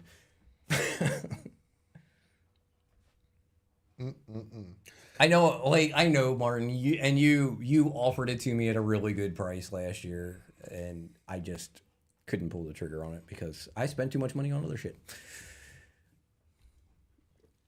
Nobody called the American flag crappy. No, it's not the American flag that's crappy. It's the DT with the American flag that's crappy because they overproduce them, so they're not as rare as the other ones, so it's not worth more than retail. Bush is good. I do like a good bush. Bush. I prefer hardwood floors. I hate Bush Light. Can't stand it. I'd rather not drink. I swear to God, I'd rather not Caitlin drink. says I'm getting sleepy over here. This fucking skeleton. Nice. So on that note, I'm gonna go home, get some sleep. I'll see you guys at the flea market tomorrow for those that are coming. Stop by, say hi. We also have a TBF table there. If you're interested in fishing the Maryland TBF this year, come by, talk to me, Harry, or Joe. We'll give you all the details of how to. That's really nice. That's fantastic. It's really adding to the conversation tonight. Thanks. We'll give you all the details for how to join. Harry and Joe will be there for Bass Legends. So if you're looking to join a club, Bass Legends will be there too. They are looking for members. They mostly fish the Upper Bay out of Anchor. So if you're on, if you're coming over from that side, or if you live over closer that way, and you're looking for a club that's a little more local. We're coming down, Jim. than some It's of the clubs. happening. Bass Legends will be there with the TBF. They are a TBF club, a Maryland TBF club. So, oh wow, there's something going on with this wire because I just moved it. My voice changed. I'm gonna not touch that anymore. Because it's not working. Oh, it's good now. Oh, we had it. Now it's going. Testing. Oh, he fucked it up. Anyways, we're out of here, fellas. Thank you guys so much. Can't wait to talk to you guys on next week's show.